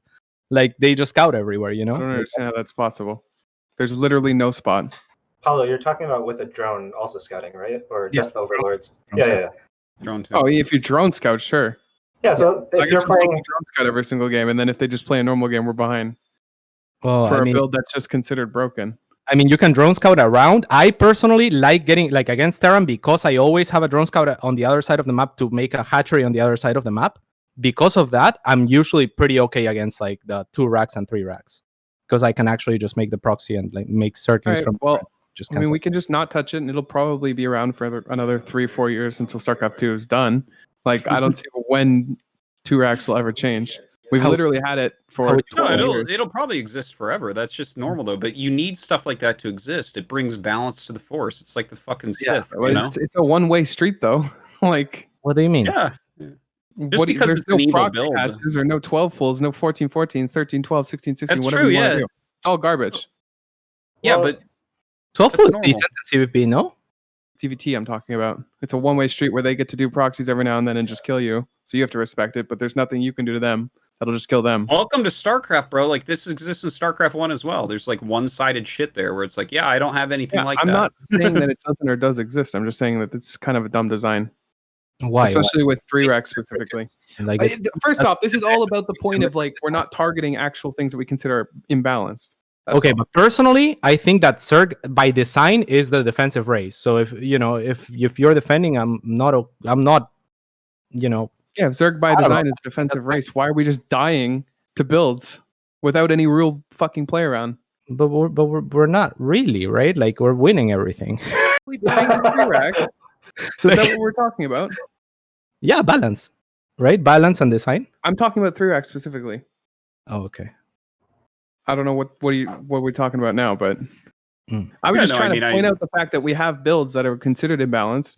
Fucking, I can be 1,000 MMR below, 1,500 MMR below Sasha. If it doesn't get scouted, I just win off race. Like, Yeah, there's no, that's no, That's true. like, there's nothing balanced about that. I mean, I can Like, kind of rush with There's Protoss. nothing that the Zerg player can do. It's not Well, like they can use here's- their skill to defeat me, Mm, unless they just drone scout and But find it. And if the they thing miss is, it, then like- you're even further behind. What's on your the- MMR on Korea, Jack? I wonder. What? What's your MMR on Korea right now, or anywhere? Well, I was on 6,300 on Korea. That's pretty impressive. And you've never played a macro game before, so there must be some ways to kill people, no? Well, I do play mid-game styles. I don't know what your point is.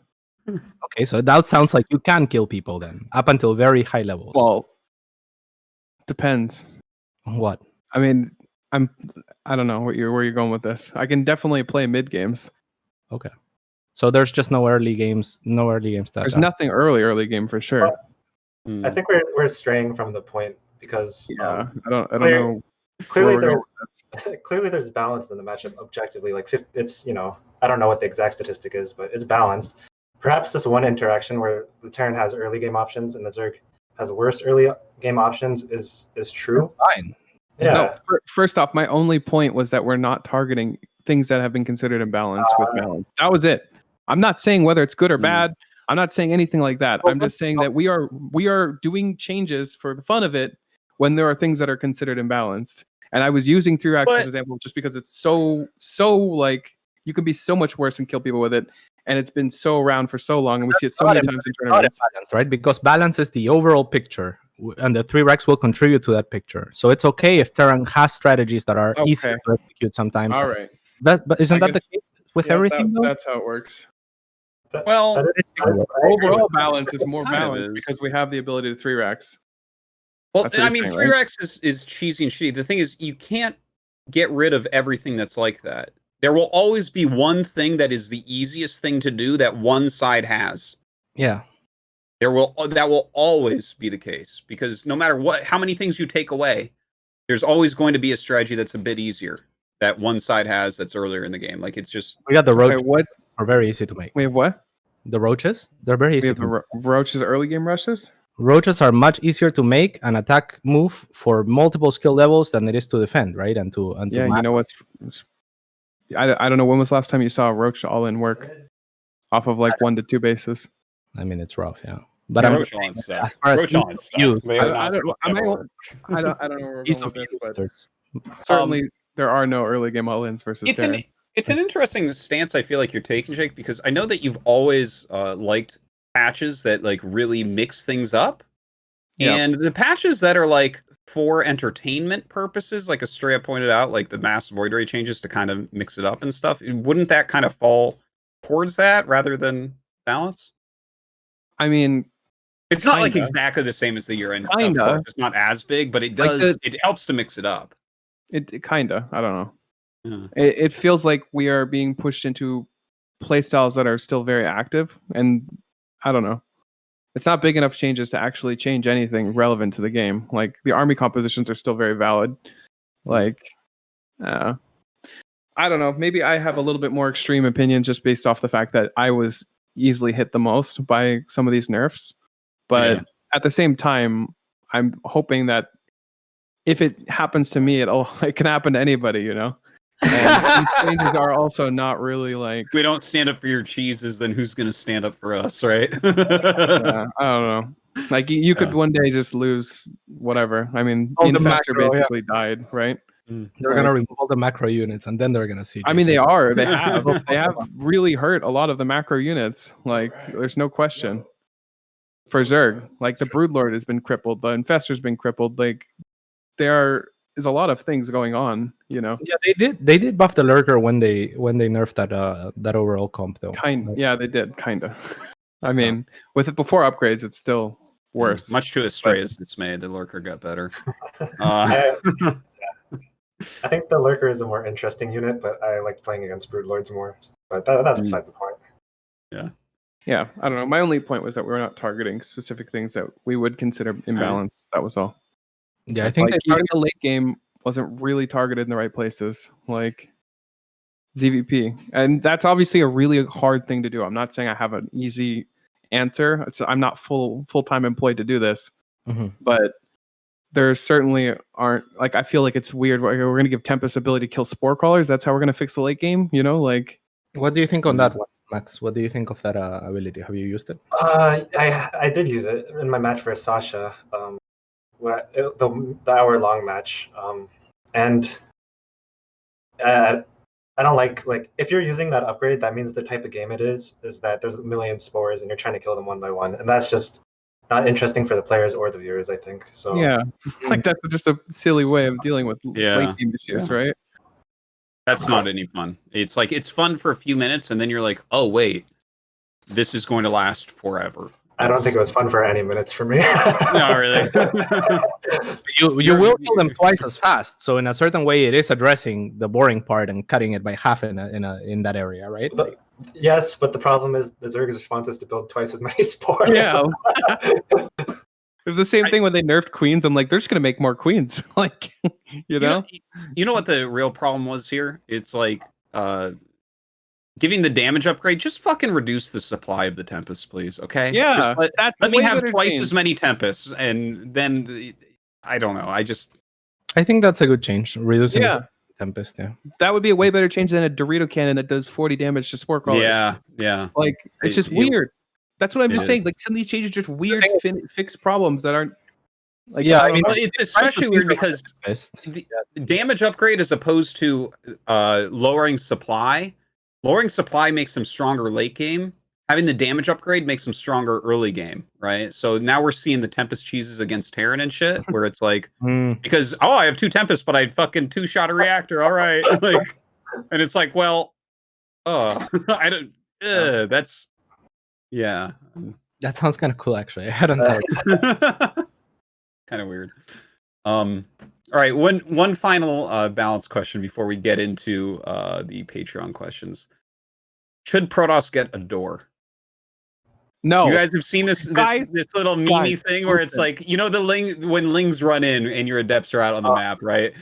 I tell Should you right now, Protoss get a door like Terran has? absolutely not. You guys already have a door, and you have a force field. So f off. Just because you have to hold position as zealot. Why do you I have to hold whining? position a little man in the We don't wall? have- That doesn't make we sense. Have unroot and root a spore crawler. Come on. No, absolutely Only one not. player's ever done it. I am switching to Protoss. This is What my they need to official do? statement. I What will they play really- Protoss if Blizzard does that. I'm done. Do it. Okay. They have shield batters. They have No. sentries. They have void With rays. the weight of this statement, I don't know If that. they have walls. I'm done. What can I possibly do? You know, It's there's just always go ahead. You go ahead. There's always a way to make things balanced and interesting. So it depends. Like, what's the price of the door? What's the tech required to unlock the door? Does the door cost supply? Did How you see long the does the price door- to unlock the door? How long does the door take to build? You know, it could be good. It could be good. What I want imagine it is would be is Pylon. what I want is an exile key that when you exile a unit, it no longer gets F2'd. Oof. Oh, that would be sick. Cool.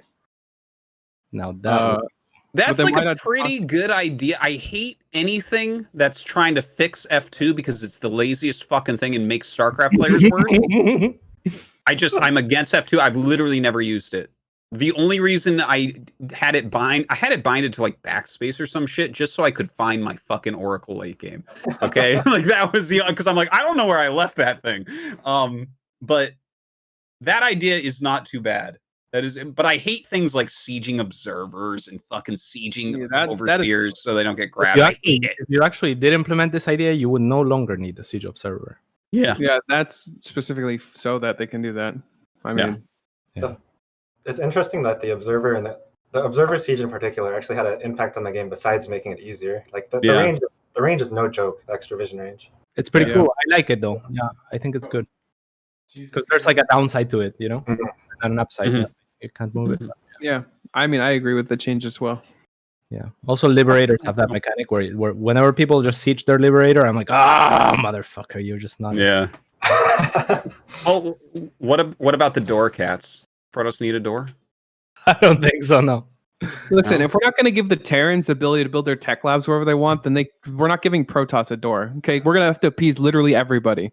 So no, stop posting that Protoss get a door. It's just dumb. This is worse than the tech lab being on whatever side the Terran want. Okay, Honestly, We're I literally mean, gonna have to it's appease everybody. stupid to see someone want an ability- lose. I want an ability to drop my overlords down so they can't get killed by phoenixes anymore. Okay, Well, that's completely different than the fucking tech lab No, always being on the right. why are completely my different. supply units up in the air so phoenixes get killed? I'm so stupid. It's just a dumb sub. It's just dumb. No. You know, You mean your detector drop ships that speed My up your detector units by drops that shitting do out literally creep? nothing in the beginning of the game and stuff die? Yeah. Really suck. I would like the ability to drop them so that I cannot get them killed by Vikings and Just lay by on the ground. Phoenixes. If you guys are getting doors, I think that's fair. You know, Jake, I don't see my Pylon scouting your base. Yeah. Okay. Sorry. Zerg shouldn't have any scouting. You're right. Literally no scouting at all, because that's our only thing. You know guys have what I would give for hallucinations. Zergling? You have any idea? Fucking 25 minerals, run it across the map and see everything, and then attack with it later? Fucking creep tumors?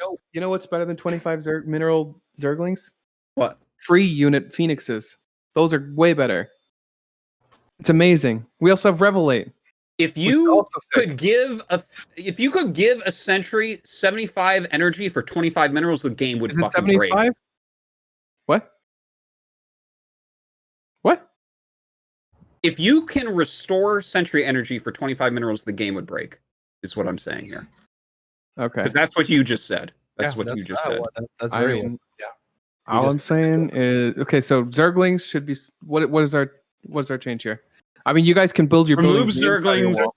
remove overlords. You got Yeah. Zerg supply depots now. Good luck with that. So no doors. We're all on no doors, but Astrea thinks it might be interesting if it was costed right. Mm-hmm. Sure. No, you How don't would think they- it's interesting. What about a phase door that only Protoss units can walk through? That would be awesome. You don't Yeah, even in have to put it up PvP and they down. can also walk through it, right? That would be sick. No. Only your Yeah. units. Nah, like they hallucinate or they can shade through your door. Oh, that would be sick. Yeah. All right. It's been a very enlightening conversation. I think we're going to move on to Patreon questions, though. Any I like how final words? We literally didn't talk about the NA bracket basically at all. We Yeah, just we talked did. about Astrea's run, and that was it. Yeah, I guess. But Well, it's I mean, fine. we talked about the players. We talked about the run. Sure. But I mean, I'm fine with moving on to the the Patreon Yeah. questions. I think it was pretty good. I'm having a good time. Yeah, Scarlett's really good. Look at that. It's pretty sick. Yeah. M. Canning had a good run. That was fun. That was very fun to see. Okay. Any other thoughts on that? Nope. Asuna also had a cool run. Cool run. Okay, wait. I do want to talk about M. Canning's run a little bit. Sure. Do it. Do you think? Because I actually don't know. I think M. Canning has showed really good performance. Do you think this is a repeatable performance for M. Canning? Because is that of course? Yeah. Okay. I mean, sure. I Why do you think, think that? Well, I think he's done well before, like against Neve at Philadelphia. He beat him once when Neve was at his peak and no one was beating him. Yeah, that's true. I think he's the type of player that feeds like really off of the energy of other people. Like as cheesy as that sounds, like like he'll feel it and he'll get pumped and he'll do well. So I think if he's on a streak, he can snowball and have repeat performances. Is he going to be consistent at that? I doubt it, but I don't know. I don't think he's done improving. I guess I meant more along the lines of consistency, but yeah, I'd like to see him do better. I think he's a good personality to have in the NA scene. Yeah, he's and great. to have him do well, like that's quite good for all of North American StarCraft. All of StarCraft, yeah. But yeah, hopefully it's a repeatable thing because obviously that's a performance no one was expecting. It's nice to see because he's been a GM strong player forever, right? And he just consistently gets better over time. And with that type of personality, you don't get many people that have personalities like that are actually really good. It's Right. Yeah, and he's still getting better. Like he's still making mistakes that when they ask him in the interview, he's like, I don't know, man. Sometimes that's one of my weaknesses that I gotta work on, and he'll talk about it. Like yeah, he has shit to work on still, and it's good. Yeah, like he's not. I don't think he's done. Yeah. Yeah. No, I hope that he does well in the future too. That's just exciting to have him do well. It's kind of go ahead. Kind of a separate topic, but it's really interesting to me the player streamers because like Parting, Hero Marine, they do really well and they stream so much, and I just think that's not something I could never do, and still be good at the game. Really good, and then started streaming though. So I actually think Parting is good because he streams, and my theory is that Parting wouldn't play nearly as much if he didn't stream. So because he you're probably right. Yeah, like I know because before he was quite lazy when it came to playing, and he kind of fell out of nowhere, and then he started streaming a ton. And he started playing an absolute fuck ton, and then he got really good. And obviously, his stream is like a huge source of income now, so he has like a real motivation to keep streaming. So I actually think he got good because he streamed a lot. Yeah, I think it has to do a lot with focus, though. Like, I think if you develop your focus in the game as a player, it's different than developing your focus in the game as a streamer. And there's like very subtle things that happen. I remember, like I started as a streamer, right? Or I started as a player and streamer, kind of a mix. And I was never a very good player at all. So like whenever I would approach the game in a competitive setup, and I like really try to get in it and get my mindset adjusted, it was always a challenge. Like I remember, for example, I had this game against Neeb in some nation war or something where I made a proxy hatch behind his third on a map where you couldn't reach it very easily. I don't remember the name of the map. And I went for proxy swarm host when they just added the flying locusts, and no one was really doing that yet, you know? And I remember I clicked the swarm host, the locust on the nexus, but I couldn't see the nexus. And I just thought, okay, that nexus is dead, and I went on to do other shit. If I was streaming, I would have looked at the locust kill the nexus, because that's what I do, you know, for people want to see the locust kill the nexus, you know. But because I didn't, it actually didn't work. My locust didn't kill shit. And I went back and watched the replay, and, you know, apparently you have to have vision of the nexus to click on it and have them kill it. I didn't know that because I always show it, you know, so that sucked. But yeah, there's definitely subtle shit like that can happen, I think. I think overall, if you're streaming for entertainment, it's a big detriment to your skill, though. Yeah, exactly. Like, yeah, there's no question. Yeah. I mean, I've done tests on both ends for myself where I don't even intentionally play worse by any means, but the fact that I'm entertaining chat, that I'm talking at all, like I play considerably lower level while streaming than I do off stream. And I've tried my best to like just entertain the chat just enough to be good still, you know. But it's an all or nothing thing for me. I don't know why. Like, it's hard. Yeah, it's if really any hard. of your attention is missing from the game, you're not going to play as well. It's very clear. You do need to, like, if you're like perfectly present, you're going to play the best StarCraft you've ever played, and the further you get from that, the more it's going to be a detriment to your skill, for sure. I wonder if in a way that makes M. Canning like practicing in the hyperbolic time chamber, and then like when all the distractions are gone, he sits down and he plays way better than he would normally, like way cleaner and way. Yeah, because he's not streaming to someone, right? So in a way, I could see that, right? Yeah. That would be interesting. Cool. Okay, well, cheers to M. Canning. Hope he does very well in the next tournament. Hells yeah. All right, let's jump into the Patreon questions. I think we have quite a few this week, actually. Big cheers to everyone who's supported on Patreon. You still have time to drop some questions if you want to ask these lovely gentlemen something. And of course, as always, a big thanks to our $100 tier supporters, Shane, Jerry Wang, Astrofin, and Blinker. You guys are great. Thanks for all the support. Okay, here we go. And of course, if you want to drop a question, by the way, go to patreon.com/The Pylon Show. And you will drop the question off at thepylonshow.com. Okay. First question. The New asks, are all current units upgrades in StarCraft Brood War and StarCraft 2 used regularly in professional games, or are there some that are considered less useful overall and rarely see any use? Can I take this question first? Please, go ahead. Yeah, I think that's really cool that you asked that question, because it's kind of in line with what we were discussing in terms of how they balance the game and how they choose to balance the game. A lot of the time, just whatever's seeing the least use is what gets tinkered with. So like most units are usually, find a place in the game. Yeah. I mean, there's some stuff that doesn't really.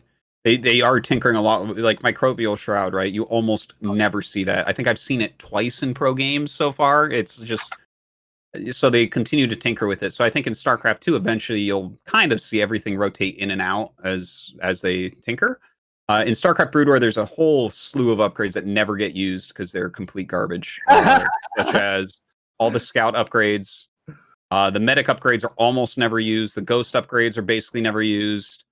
Like there's a bunch of upgrades, and they'll mostly never get used because like the scouts will never rotate in because they're never going to cost less. That's awesome. Yeah. Okay. So thanks for the question, The New. Zauber Garden asks, upgrade first, then question. Vertical awareness. Ultralisks can now walk over Zerglings. Okay, what do you actually think about the caster's spell whereby the particular analysis of a given game has an influence on the outcome by magically connecting the player's mind with the stream? What? I have Hold no on. idea. Okay, so first idea is he has an Ultralisks can walk over Zerglings. Would that be good? Yes, Yeah. that would be very good. Incredibly good, even. Yeah, Ultralisks. It would definitely be good, right? Yeah, that's Yeah, underused. it would be very strong. The problem would be you don't want to buff. You want to buff Ultras against Protoss, and you don't want to buff Ultras against Terran too much. But right now, I don't think they're being used too much against Terran. So, but that's the balance that you would have to strive for. Like the only reason this wouldn't be done is because Ultras do have kind of a place in late game CVT. Okay, So and it would be a buff, yeah. I think Casters- lings, like lings, would be more used against Terran in general than Protoss. Like, I mean, it would be more of a Bane Ling thing. Like, I just feel like ling wraparounds with Ultras with Banes and stuff would just be more effective versus Terran than Protoss. Whether it be for Colossus or Storm or whatever, like lings are going to melt away anyways. So yeah, it's kinda Archons rare to too. see Ultras. Feels like the only time I ever see Ultras against Protoss is like in strange Gold? games where it's like you're trying to kill High Templars that are under motherships and carriers. That's like the only time I've really seen it in the recent years. Those are the saddest Ultras, by the way. Yeah, they're pretty sad. I have a different question. What would this upgrade look like? Like, are the Ultras suddenly having really big legs, or Vertical awareness. They realize that they're tall enough They're to just walk like over it. tiptoeing. They're tiptoeing over the Zerglings. Yeah. It's vertical awareness. It makes sense, right? So, if casters could, their analysis had influence on the outcome. This is such a strange question. I'm so confused on how to answer this. Like, they're basically saying, what if the players have the Basically stream open in the stream background? Like, that would be pretty good. oh, that's hilarious. Okay, that's a much better. Well, what is it? What do you think about So if players have they are hearing the audio from the casters while they're playing, how would this affect things? That would be ridiculous. I mean, But it says unaware. It says unaware at the end. what does that Okay, mean? yeah. So they're not trying to cheat, but they get to cheat. Yeah, that would be pretty good. Yeah, that would No, I be. think he's talking about caster curses essentially more than anything else. Maybe he was being he was trying to walk around your sensitivities, Dan. Okay. Well, you don't need to do that for me. It's okay. I'm a big boy. I can take it. Well, okay. That's it's a I don't know. It would help a lot, I guess, or fuck up games. Yeah, let's let the players just play their games.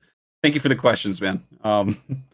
Jules Agogo asks, GSL 10th anniversary Tasteless promo. Amazing. I visited Korea and GSL 2 years ago. I planned to just say hi, and even though Tasteless was busting for a P, you still took the time to have a chat. Your dedication to the game / community is awesome. Can you guys please keep doing StarCraft forever? Can you? So Tasteless was busting for a P, but I took the time. Well, I mean, That Tasteless sounds P doesn't extremely really have- accurate. Tasteless is having to go pee really doesn't affect me. So, yeah, I'm glad that I was nice to you. And yeah, I'll do StarCraft forever. That's in the game plan as of this moment. And you know, we talked earlier about all these the NA players where it's like, well, you know, I can't take 2 years because I got to make sure I'm on a career path and all that shit. If StarCraft ever ends, what the fuck am I supposed to do? Like, hey guys, I'm 37. I don't have a college degree. Can I get a job? Yeah, I'll do it forever. Don't worry. Thank you for the question. Polly asks, after Scarlett's vacation in Brood War, do we learn anything from that? Did it show something we weren't aware of before, or has she revealed anything about the game? Other than that, she is unfairly talented. I think Scarlett brought a professional mindset to Brood War, and she controlled a lot of variables when she was practicing. I actually talked to TT1 quite a bit about it, where it's like she's a pro from StarCraft 2. So there's like Brood War elitism, but StarCraft 2 pros are better than foreigner Brood War players. Just to put this out there, like, because they're professional, they do this for a living, and they really put everything into it. Like you heard what Estrella is saying, that not many foreign Brood War players are doing anything in that vein, right? So I think just the way that she approaches practicing and getting better at things and controlling as many variables as possible to learn as much as quickly as possible, that's all great stuff that I think people can learn a lot from rather than just grinding on the ladder. And I mean, we talked about that earlier with Estrella, right? So it's a smart mindset when you're actually a pro and that's your living. Yeah, and she is very talented. There's no question. All right, thank you for the question. Yep. If you have anything. Yeah, in the interview with Scarlett, after she won, I asked about Brood War and if she thought in some areas that might have helped. And whenever you take a break from something, or especially if you're doing something that's kind of similar in a way, you have to relearn stuff. And she was talking about how she was, for Brood War, she had to learn Brood War in the way that she used to learn StarCraft 2, how she got her fundamentals. And when you do stuff like that, it really gives you a fresh perspective. So that can be an aid. As far as like talent is concerned, she's obviously very talented, but I see talent just as a predisposition at a given point in time. She has played StarCraft since Brood War, right? Like, and she has been one of the best foreign pros for a while. So she's obviously put in a lot of work leading up to a few weeks break. That's not gonna do too much. Sometimes a few weeks break is exactly what you need to kind of just get a fresh perspective. Totally. I mean, she, knowing how she takes breaks, she wouldn't be playing StarCraft at all, So it's actually kind of good that her break in turn actually has something mechanically challenging still to keep her, active, versus like, I don't know, Netflix or whatever, right? So in some way, her break is actually better used in this way if it gives her, insight into how to get better in StarCraft 2, bringing that talent back over, Definitely. which is kind of cool. Cool. All right, great question. Ergleber asks, what exactly separates the best foreigners in Brood War from the ASL round of 24 players? In which specific areas are they lacking? Micro, macro, decision-making, build orders, work ethic? Is there at least some area where they are equal? Why can't they keep up even after Koreans lost the team house advantage? So the difference is everything you put there and more. The Koreans are better in literally every way in Brood War, in every single way. In a big part of it is understanding. They know so much more. Like even when I talk to people who are not pros in Korea, they know more than almost everyone that is not Korean. They're, even their commentators, like just the way they talk about the game is more enlightened than most of the top foreign players. So they know more. They practice a hell of a lot. Their build orders are better. Their decision making, because they understand the game better. Their micro is better. Their macro is better. It's really everything. Now there are some very good foreigner players. Don't get me wrong. I'm not trying to speak ill. And the thing is, they're at such a deficit going into it in Brood War, and that's what WCS was really trying to fix in StarCraft 2, right? Because the Koreans just have had infrastructure forever. Exactly. Yeah, we've never had stuff like that in the Brood War scene. So it's like there's never been any way to really close the gap, and there are some amazingly talented and strong, intelligent, good players within the scene. It's just, there's no incentive. Yeah, there's no incentive to develop everything that they have in Korea.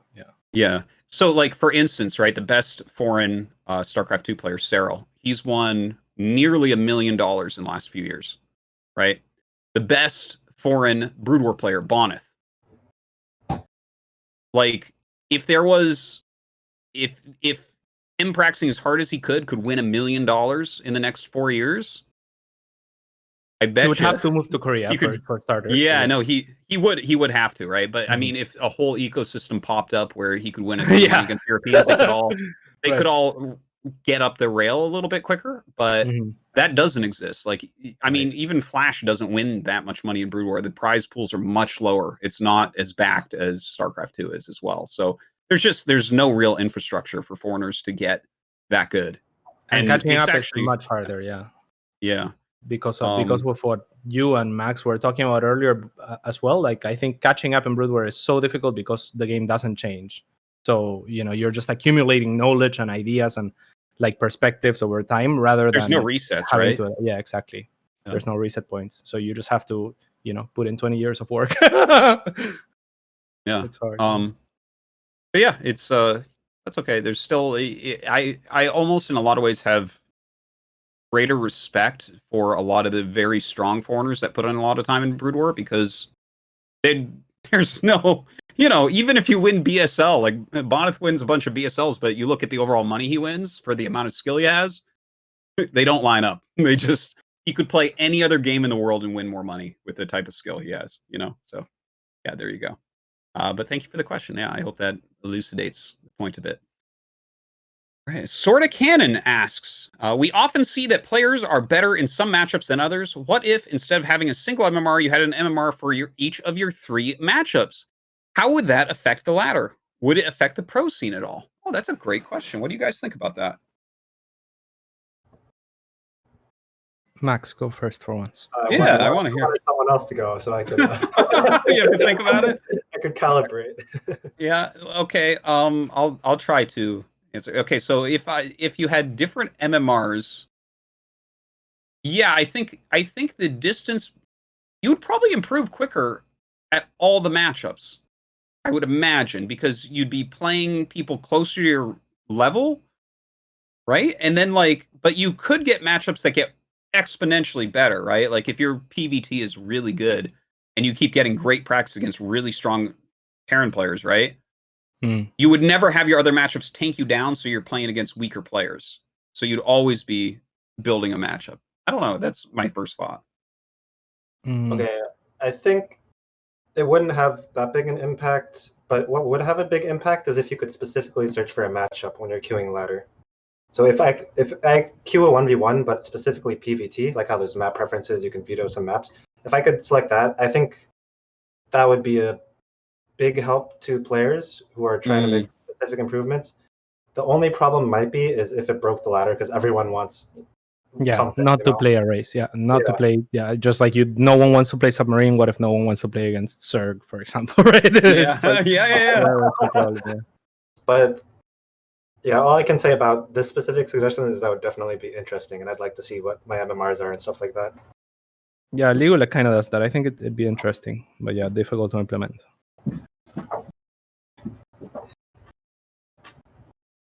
Any other thoughts on? No, I mean, I feel pretty much the same way. So yeah, makes sense. Makes sense. Okay, cool question. Thank you, Sorta Cannon.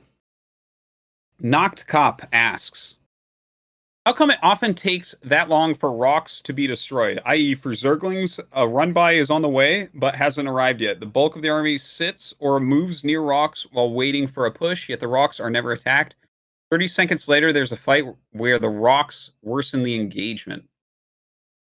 So do you guys think that people are not clearing rocks in their free time to their own detriment, I think is the question. I haven't noticed something like that. I would say that I have to have specific examples to answer that question. The rocks favor a player over the other player. So do you know when is it worth it for you to break rocks? I try to break rocks whenever I think it makes sense. It also comes down to what units you have. It's much harder to break rocks with Zerglings than with Immortals. And why, sometimes if you're a Zerg player, why do you even have Zerglings instead of not having Zerglings? If you're all you're gonna do is break rocks, right? Yeah. Why not make more drones? So yeah. Actually, I'll give you one example of this because I don't notice this as a regular thing, but there is one map where it was always every game a problem, and I saw a quadrillion games on this map. Cyber Forest, those 2 fucking rocks in the center of the map. Let me look it up. Think about Cyber Forest for a second.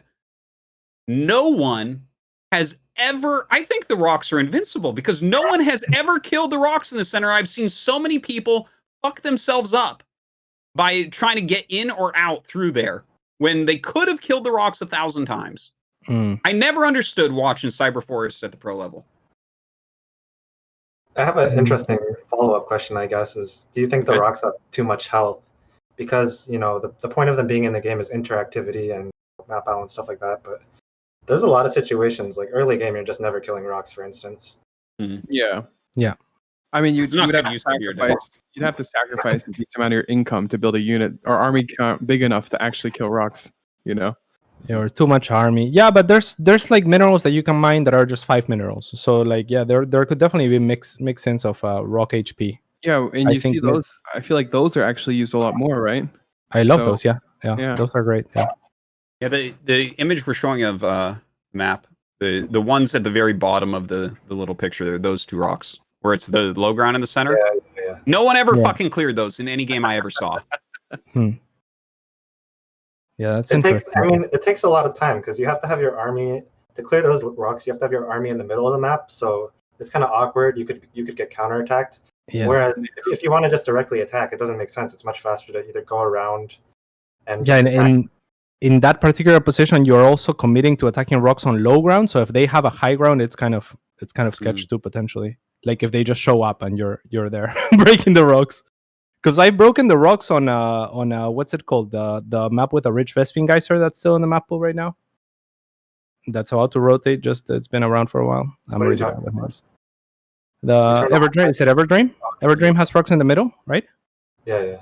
Yeah, I've broken those a few times, and it's a similar setup. Only there's no low ground.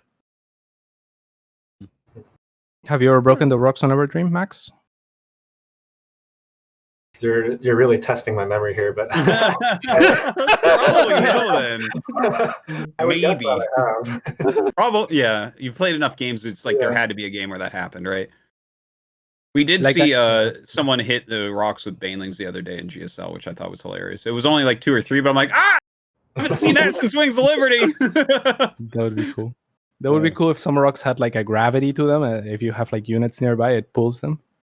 Oh god. Hell yeah, I'm down. I'm down. No.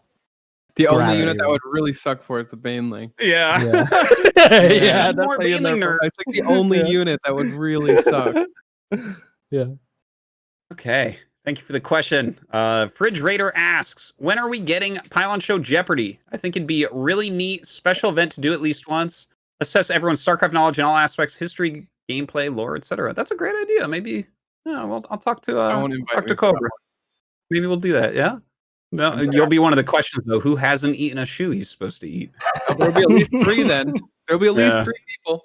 Yeah, Really? that's Like who? That's fair. I'll write there's that down definitely along with Zhuge and me. Artosis swallowing a sword. Yep, got it. You, Yeah, Sugeliang. You and Sugeliang, and who else?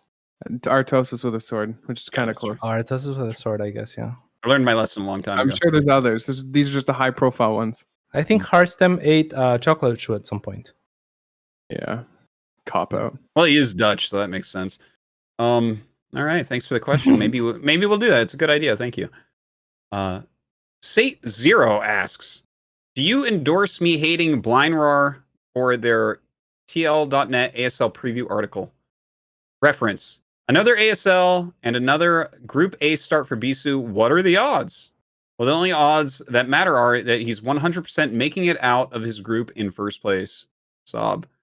Thoughts on free and best current form? So yeah, I don't know.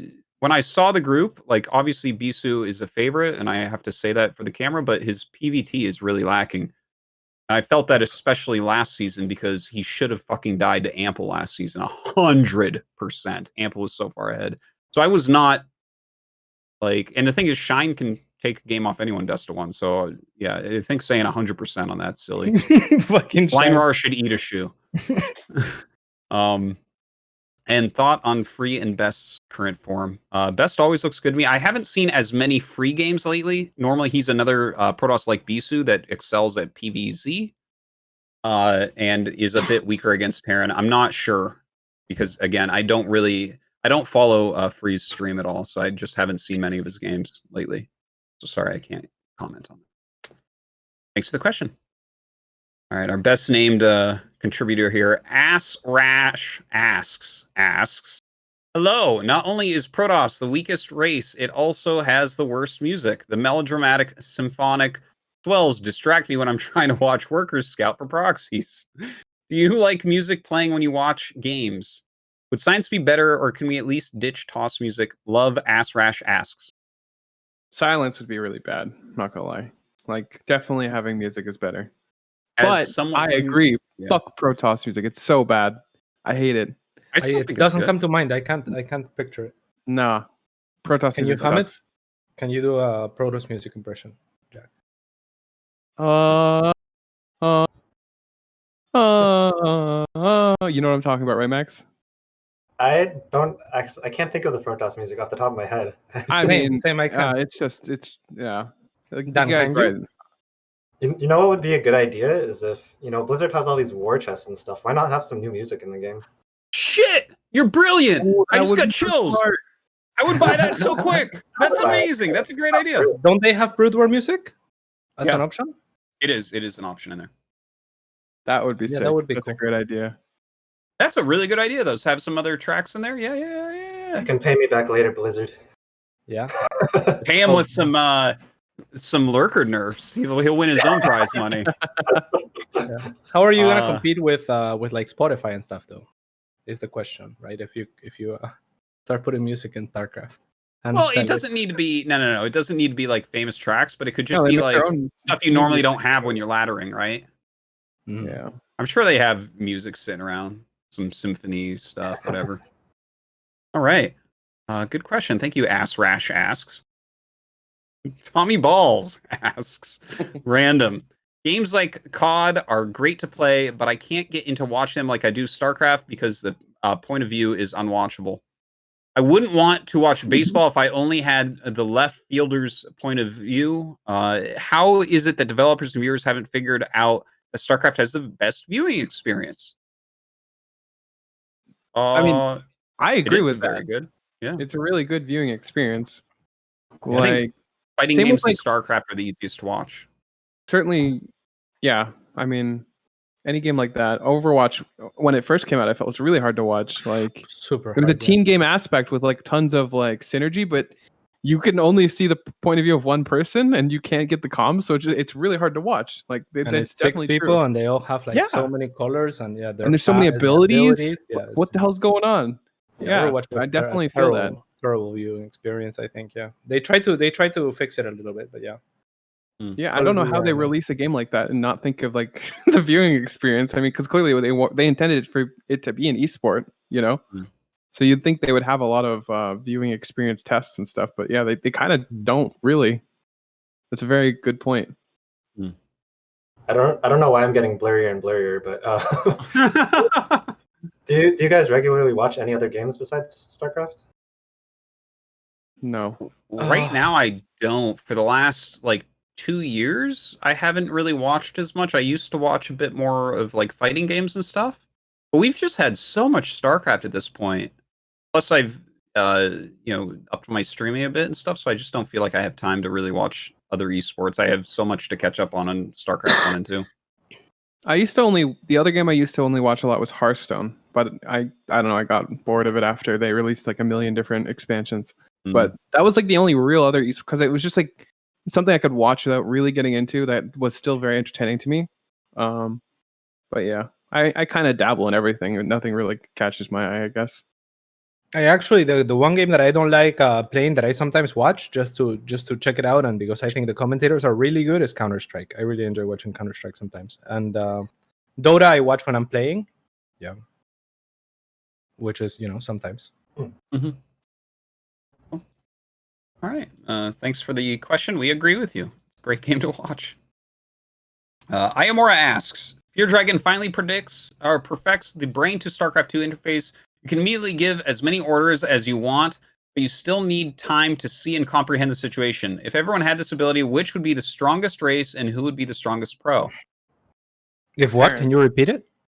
So basically, your brain controls StarCraft. The only limitations are you looking at the screen and figuring out what to do. Oh, that's where we're headed. Who's the strongest? Terran, Maru. Let's go. TY, Terran. Yeah. TY would be a good one too. I give you that. I feel like Maru's already not really inhibited by his hands, so TY would be a better one. Yeah, Mario would be benefited the least out of almost anyone from this. True. Yeah. Maybe Haas would be the best. You're right. Oh my god, never saw that one coming. Wow.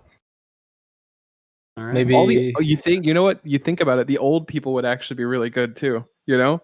The older you get, the more No, not wise, the necessarily. more. No, because you still even if it's just your brain, you still register the screen a little bit later. So your response brain like to the input would be slower still.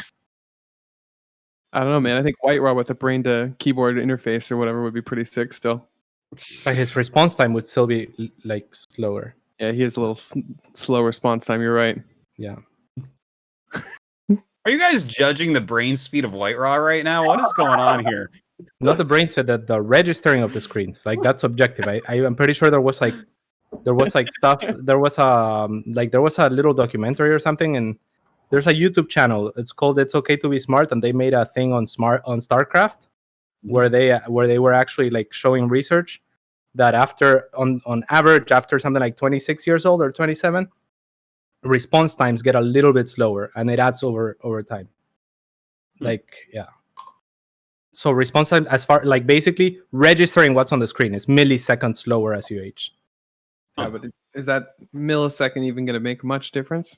If In your brain is StarCraft, yeah, far absolutely. superior? Oh, if your brain is far superior, yeah, I'm Yeah. not sure that. Yeah, I don't know. It depends. I'd like on to how see much Max superior. with a brain to keyboard interface. All right. It's an interesting question. Thank you, Imora. Pulse asks, what race would your hamster play, Artosis? Also, Vet versus Artosis grudge match when? Oh, God. Yeah. Well, what race would a hamster play? I don't know. I'm sure there's Not some a Protoss joke in hamster, there, but like, hamster. it would have to be a whole group of hamsters. Because whole group one of is smaller hamsters. than the keyboard. He'd be a Terran Mm. player because he's cute. All right, thank you. I You guys, did you guys hear my hamster story? Yes. It's the scent glands, genius. I would have told you that too. I feel How like did you you have not Damn. know? We got a hamster doctor in the chat or in the show. All right. All right. Thanks for the question. Codiferous87 asks, Cobra, love the blue, my dude. How long have you kept it blue? How often do you have to dye it? Any stories about it bleeding and dying anything? Question for you, Cobra. Okay, it's about every month or 2 months that I re-dye it. There's some like shampoo that's blue that I use occasionally, maybe twice, 2-3 times a month, in between an actual dyeing where the dyeing is bleaching out of from where the old dye was down to the roots. There have been some crazy stories that have happened.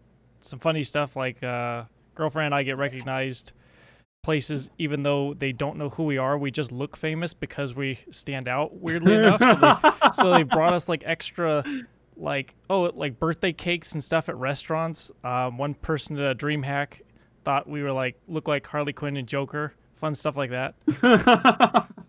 All right. Blue looks good on you. Thank you. All right, Codiferous. That's the producer of the Pylon show. For anyone who wonders, he does all the heavy lifting. I just show up. Let's see. And to everyone else, what is the best place on your body to get a tattoo, in your opinion? Seen any cool StarCraft themed ink that you can remember? Definitely the StarCraft Reddit. Whenever anyone gets a 6 StarCraft tattoo, they post it there. I have seen some that look pretty sexy. But what is the best place on your body to get a tattoo, in your opinion? That's easy. I mean, somewhere where you can hide it with your shirt, but you can also like choose to expose it, I guess. You know? Like somewhere sleeper-esque, you know? Like, I don't know. Take off the shirt, you know, and there it is. But if you're going to a job offer or a job meeting, you're not going to have a fucking Zergling tattoo on your arm. I don't know. think that matters as much anymore, to be honest. I think times are changing and people are okay with tattoos. Yeah, So I mean, I don't know think if you people want to are explain mostly. every single StarCraft related tattoo you have to everyone. Feel like that's a pretty easy question to ask right off the bat. Is like what a tattoo related question. So I just thought of a great tattoo, great StarCraft tattoo. You get a Nidus worm, the end that opens up in your base around your neck, so it's like your head's coming out of the Nidus worm. That sounds Right? terrible. What about That's great. muta wings, maybe? Muta wings or carrigan wings Yeah. in the back? Can I say, Artosis? I thought you were going to take that in a very different direction. oh yeah, there's one other place you can put a Nidus from, I guess. Oh my god. And then the other end around your butt. Oh man. I did think of one more thing to say on this topic. When I dyed my hair, I did buy all blue towels, dark blue towels, and blue pillowcases. So it's not as bad as you think it could be. If I had stuck with the white ones, which I did for one, it was like, oh, okay, yeah, this kind of stains some stuff. But other than that, it's not too bad. That makes sense. No opinion on the Nidus worm tattoo we're talking about? Nope, I'm out. Peace. Especially I like it around the I- neck, man. I think it's I great. like It's the other my one. head I don't know. just pops out I of the like your idea to load your Nidus worm. It would be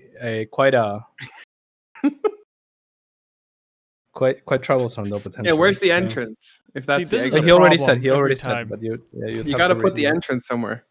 He did. Hmm. Yeah. Put it right on your face. Oh, The now it's opening on is your your face, mouth. There you go. Yeah. All right. Do any of you guys have tattoos? Actually, I don't. No. But I've always wanted a tattoo. I've just never had enough arms. I want a sleeve tattoo. Maybe like something on the chest, like Hanzo from Overwatch. Maybe. The other tattoo that I considered that I thought would be cool would be the from Naruto the cursed mark seal, because I think it's cool. Like Oh, I don't That'd be know. neat. Do you know the cursed mark seal? Yeah. Yeah. I think that's pretty cool. I haven't gotten yeah, one, but I would get a thinking about sleeve it. tattoo if I had Hmm. a cursed mark seal. No, or like a a tattoo. tattoo in general. Oh, okay. But Curse Get Mark the tattoo Nidus would be up there. Let us know how it turns out. Entrance and exit. I was always thinking about maybe just getting exactly Todd's tattoos on my arms and then making it weird. Todd's tattoos are pretty great. He I would really- be so triggered. He would be Yeah. so triggered. And then, like, at first I just kind of brush it off, but then, like, 10 years from now, when we're still both working in esports and stuff, people, he'll shake his head because we're, like, working together and, like, we have the same tattoos on our arms. And I'm like, look, man, yeah, no, I know we have I don't even remember who got them first at this point, okay? Like, I just don't even. Oh, God. All right. Excellent. Thank you for the question. Red Gunner Guy asks, attempting to get Diamond, all 4 races, succeed as Terran, now on to Protoss. Tips to improve in PvZ, especially, and PvT. StarCraft 2, not Brood War. Mr. No Regret, Mr. Katz, have you read Inner Game of Tennis? Thoughts? Thoughts on 2 vs. 2? Thoughts on new Dune movie, especially Mr. Artosis? Okay, so first up, tips to improve PvZ and PvT. Max, take it away. Max, take it away. Yeah, well, if your Take it away, goal is Max. strictly to get the diamond, you could just cannon rush every game. Oh, But come on.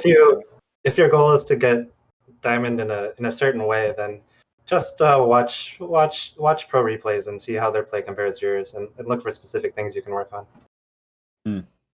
Very methodical approach. So you have 2 options: cannon rush or be good. Yeah, exactly. Got it. It's Well, you basically his response is get good or cannon rush. Just You kill can- it there. Both will work. Both will get you to Diamond. Yeah. Okay, how about all 3 of you? I'll include you in this, Stray. Have any of you read Inner Game of Tennis? Mm-mm. I haven't. No. I have. You Oh! have. I, What have. are your Yeah. thoughts? I used to be a tennis player actually, but yeah, Oh, I really that's sick. yeah. No and- wonder you're so smart. God damn. Tennis players are smart. Is that what I'm hearing?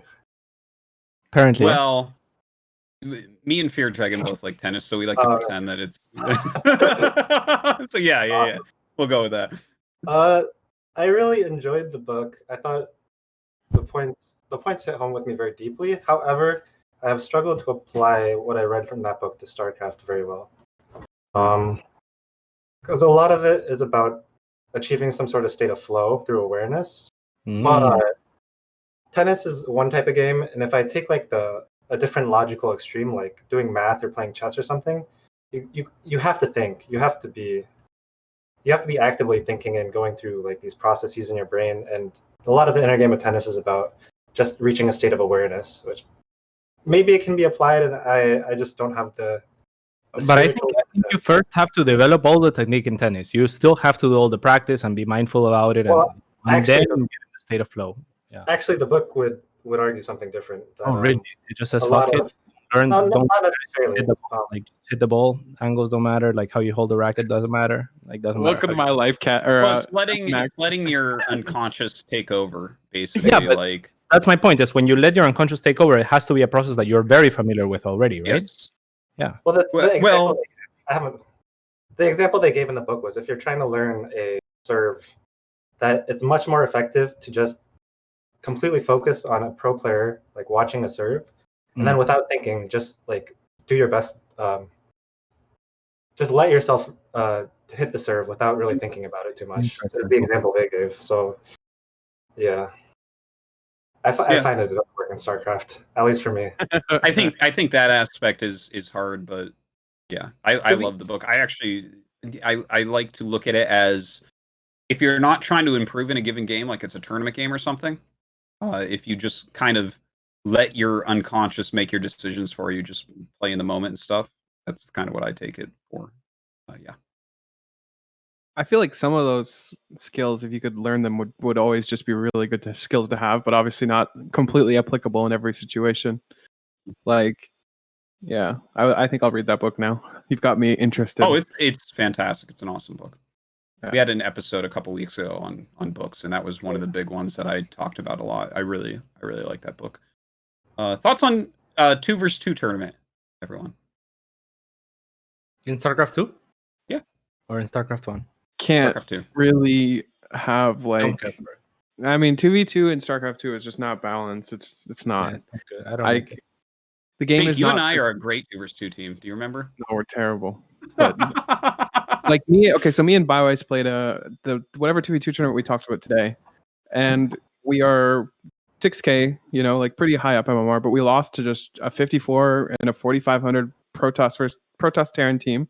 They didn't do anything particularly well, but the synergy between the two races is much stronger than ours. Like they just benefit so much more than we do together, that it makes it nearly impossible to actually do anything in the early game and the late game.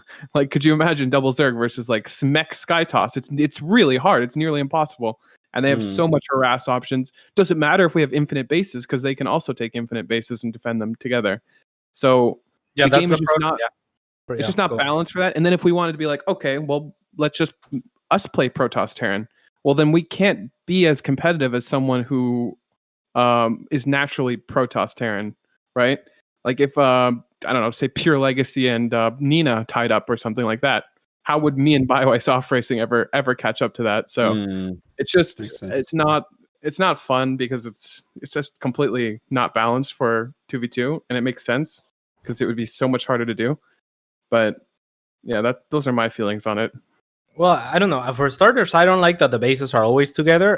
That seems like a commodity that's unnecessary. Like maybe they should try some map pools where the bases are super far apart or close together but not connected. Because that kind of sucks for Zerg, because like the strength of Zerg is like gonna be the mobility with the Zerglings, for example. So 2v2 at the start of StarCraft 2, it was actually pretty fun. Not as fun as Brood War, in my opinion, but it was pretty fun, because you could at least use the mobility of your Zerglings and the mutas to go harass somewhere else. Whereas here, the bases are always together, so units that can harass, like, it's basically like air units that can harass both places. Like, there's a lot of units that have double utility, like, and they're all in Terran and Protoss, basically. Like, medevacs can go to either one of the bases, and it's going to be close by. Battle cruisers can harass either your opponent or you, which means you need double defense. Same for Oracles, same for Phoenix. Prisms. Same for DTs. You need like double detection, double. Like there are a lot of units that force double. Zerg doesn't have much of that. Like mutas. and in that sense, it's always mutas, but it's like late and expensive, and you know.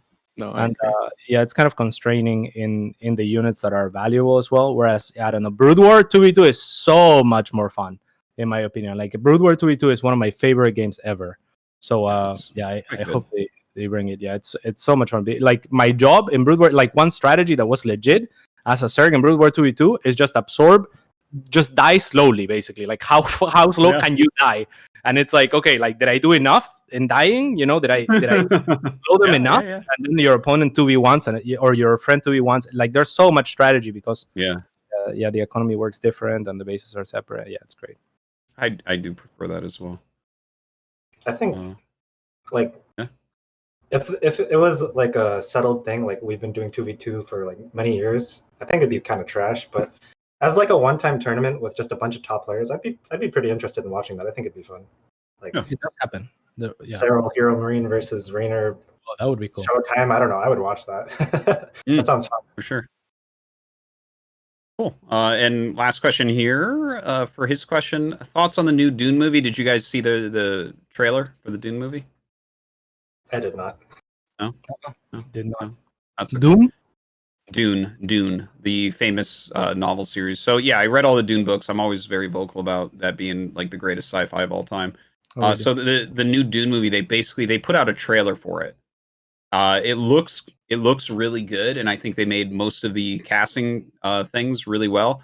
What's the name of that fucking guy that plays Baba Voss and C and plays Aquaman? The really handsome Khal Drogo.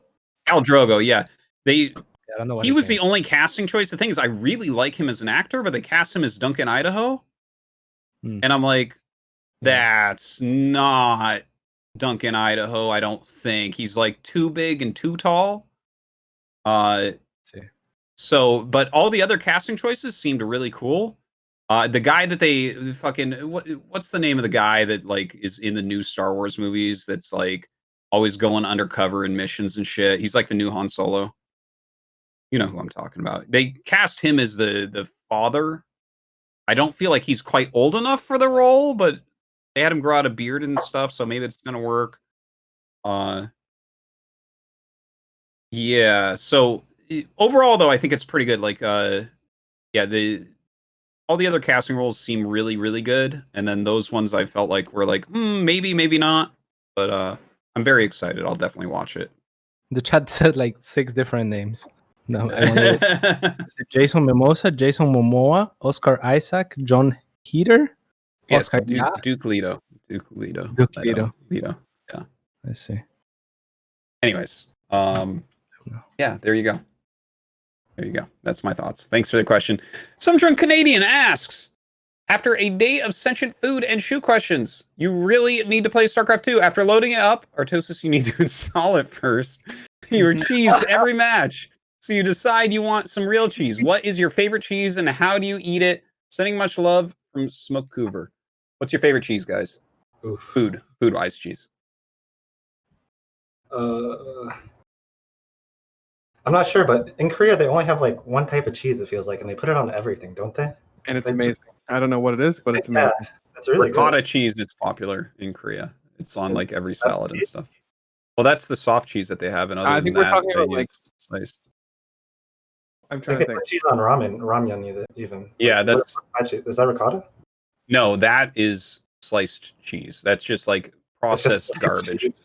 It's really delicious on the ramen, though. You're definitely right about that. I'd I go like with that cheese. Again. Wait, okay, I guess it depends on. You're talking about like Budachiga cheese? Yeah, that's the cheap cheese. No, for salads, ricotta cheese is very popular out here, and for those other things you guys are talking about, that's just like sliced fucking American cheese, whatever, you know, like the over processed garbage. Like, if you've had like duck galbi or something like that.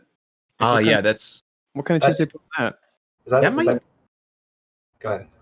It's very like stream. It's almost like a mozzarella or something. Yeah, isn't that's it? what I'm thinking, like a mozzarella. Yeah. I think that's like my favorite type of cheese. Oh, okay. Not like American processed cheese, but for me, it's it always varies. I would say, I'd say, like if I had to choose one, maybe something simple like Swiss. But in reality, I always try to go with different cheeses or like with whatever seems to fit best, or just to try different stuff. Like how I order most things when I eat out is I ask the person there what their favorite is, and then that's what I get usually. That's very nice of you. If I'm just gonna eat like a piece of cheese alone, probably pepper jack, and then like a salad, I like blue cheese generally. Yeah, cheese is good. I really like cheese. Cheese is good. Yeah. Thanks for the question. Optional player asks, more of a comment. Don't get me wrong, Serral's the GOAT now, but ByuN rocked GSL with little practice. Sure, Serral has more championships under his belt, but if ByuN keeps this up, he'll easily be the GOAT for me. Forget Maru versus Serral. I'd love to see ByuN and Serral duke it out. Thoughts? My first thought is you'll have to call that FOAT, not GOAT, because that would be favorite of all time. Because if we're looking at results, Rogue is the GOAT. Yeah, it's pretty. Not it's pretty Leenock, clear. are you sure? Listen, he'll come out of the military and show us what he's got. Nah, but what do you guys think? ByuN versus Serral, is that something that interests you? Is ByuN someone that can? Not yet. Yeah, Not yet. give it a while, and I think that would be an extremely interesting matchup, but not right now. Also, I would like to point out that ByuN actually has been practicing even through his military stuff. Yes. And Yeah. God, I hate seeing comments like, "Oh, he's just been back for like a week and he's already 7K." No, that's not how it works. Yeah, I'm excited for it personally. I think it'll be fun. But I would say the Raynor probably greatly overlooked in that comment because I think he's the best player right now in the world. Oh yeah. Like I actually think that basically Raynor and Serral are. Yeah. It's like them and Maru, and like who is the stronger player at a moment is a different question than the GOAT. The strongest player doesn't always win the tournament. The person with the best fundamentals doesn't always win the tournament. Yeah, but right. Serral did win a load of stuff. Like I think he has a credible. He's a credible contender for the GOAT. I think if we were to do Bonjoas, I think Serral would be a Bonjoa for sure. Oh, for sure. And Rogue would have been a Bonjoa as well. And so would Maru. I feel like he's more spaced out. Like he hasn't had like. No? Rogue's run to his world championship. He won GSL Super Tournament, then IEM Shanghai, and then BlizzCon, and then IEM Katowice. Those were all in a row. Okay, fair. No tournaments in between. So that is Bonjoa level. It's actually higher than what Brood War people reached in a row. Yeah. Okay, thanks for the question. Bleckfost asks, why is Tasteless doing the translations at ASL instead of Andy? Which opener do you recommend for TvZ that you think is suitable for low diamond players, something like Mind Drop and TVP? An epic e-gamer moment occurred. My copy of Mind Gym arrived today. Sorry for asking 2 questions. Much love. So yeah, the ASL budget is different from the GSL budget. So our main translator does not come in for all the translations. Instead, the producer, who is bilingual, translates into Tasteless's ear, and then he says what's being said. Really? Yes, that's how we do it. Oh. Yeah, no, simulcasting translation is pretty difficult. Okay, and the second part, recommend for TvZ a suitable opener for low diamond players. What's a good opener to learn for TvZ? 3 proxy racks, right? Yeah, there we go. Hell yeah. No, do you want to be GM? Do you want to be Scarlett, you 3 racks? Hell yeah. Oh man. Ever thought about being Code S? 3 racks, baby.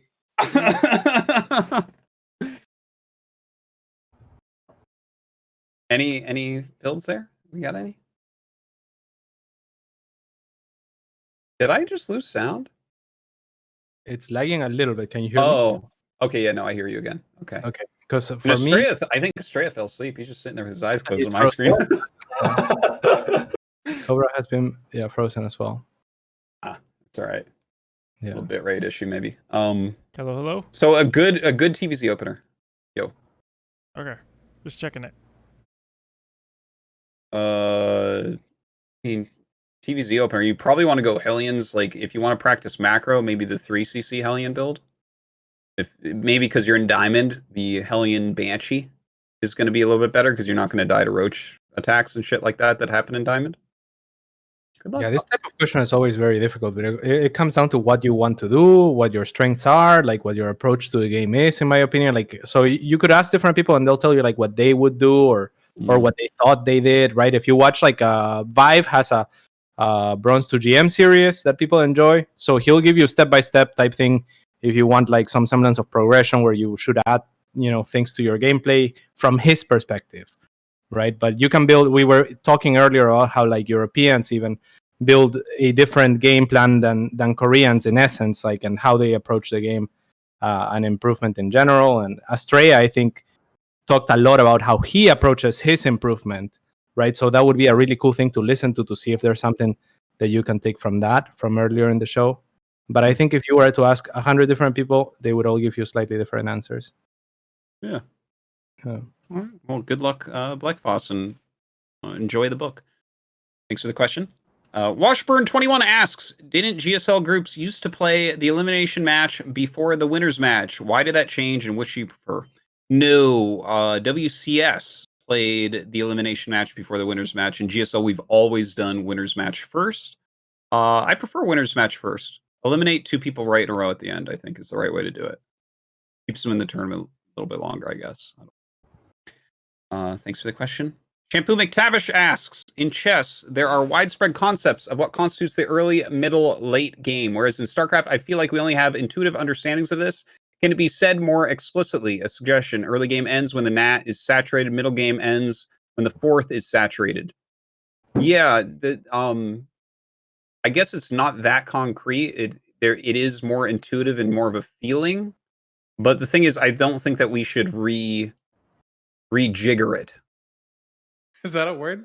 Yes, that is a word. I don't think that we should just decide like, oh, when the NAT, because that can still be early game, right? You can hit mid game, and it's hard to explain, but it's like, I don't know. Not everything can be formalized, you know? Mm-hmm. You lose the truth of things when you try to put rules upon them. Yeah, naming is the origin of all things. And so, yeah, defining boundaries is exactly that. So it's better to just work with something that's a product that's more dynamic, because you always have to, whenever you're talking about anything, you always have to explain what you mean anyway to some degree. It's always going to be blurry otherwise. Like, you can't work with exact definitions and expect that everything you say translates to other people. So you have to be more specific than that. When you do broad concepts like this and say like, oh, this is where the early game starts or where it ends, like Dan was saying, like sometimes you get reset back to the early game or what feels like should be the early game, or sometimes you're in, or we were talking, for example, earlier to Max, how he stayed in the mid game for longer than Scarlett, who was already in the late game, even though it was the same game, right? So which one, like a player can be slower to transition to say army compositions that we think of as their final product or the end of where they want to get to, in order to, because that's what they put their most of their value in, or yeah. So Max was also talking about how Neeb approaches the game and trying to get to that late game, right? Like, so it's I don't think we should fuck with that. Well said. Thanks for the question, Shampoo McTavish. Our very own Alessander asks, Artosis, I need to know, how many mutas do you need to kill one spore in Brood War? Well, as in all things, I was right. It takes 4. Maury Optans asks, before the patch, Blizzard called the voidray one of the least commonly used units in the game. If the buffs to the voidray were walked back, what would you do to buff / make the voidray more usable if you would?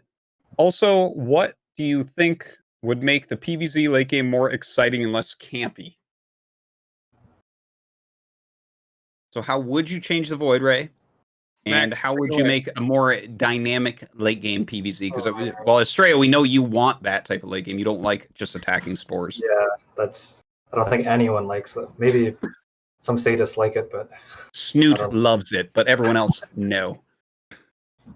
I'm not sure. I think all the voidray changes are pretty reasonable. It's just a question of whether they're too much all put together or not. Okay. What would you do to fix late game, though? Oh, let me think about that. Hold on. Ask someone else first. Any other thoughts on void rays or late game, guys? While he's thinking.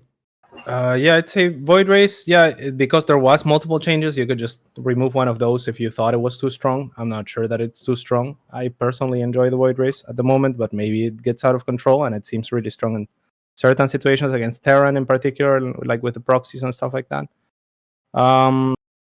As far as like how to make a late game more dynamic, you would have to create incentives for players to fight, basically, to go out on the map and fight, for example. You could do that by changing the economy, for instance, but all of the changes that, or most of the changes that would accomplish something like that easiest, I think are too risky for the StarCraft team that is like smaller and, really has little incentive these days, I think, to overtake like massive, like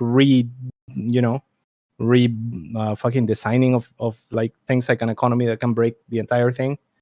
But I think, forcing players to take more bases closer to each other, like through maps. You can kind of do that where, on Submarine, for example, you're not going to have very many late games because you're expanding so close to your opponent that you're going to have to fight, and fights are inevitable. So there's definitely things that you can do. You could put an Fruitland. animal that spawns. Yeah, Fruitland, exactly. You could make watermelons and bring them back to your base. yeah, you could do shit like that. You could go crazy, right? Like maybe there's a critter, and then if you kill it, I mean, that's how Warcraft 3 did it to some degree, right? With mercenary camps and whatnot, like that. So yeah, you could have incentives like that. Okay. I don't know what else though. I have an unreasonable idea. Okay. Which is that after like I don't know exactly what it would be, but after at like the 30-minute mark or something, if all the static defense on the map just disappeared, I think it'd be a fantastic game. Are you kidding me? No, I mean, not exactly. Like, I don't know exactly how you'd implement it because that's really dumb, obviously. But the general idea. That's awesome. I see what you're saying. Like it would just lose a lot of value somehow. All I have is an idea, not like an exact implementation, but just getting rid of static defense or making it worse or something like that. Yeah. Remove all static D that late in like 30 minutes of the game. That's such a cool idea.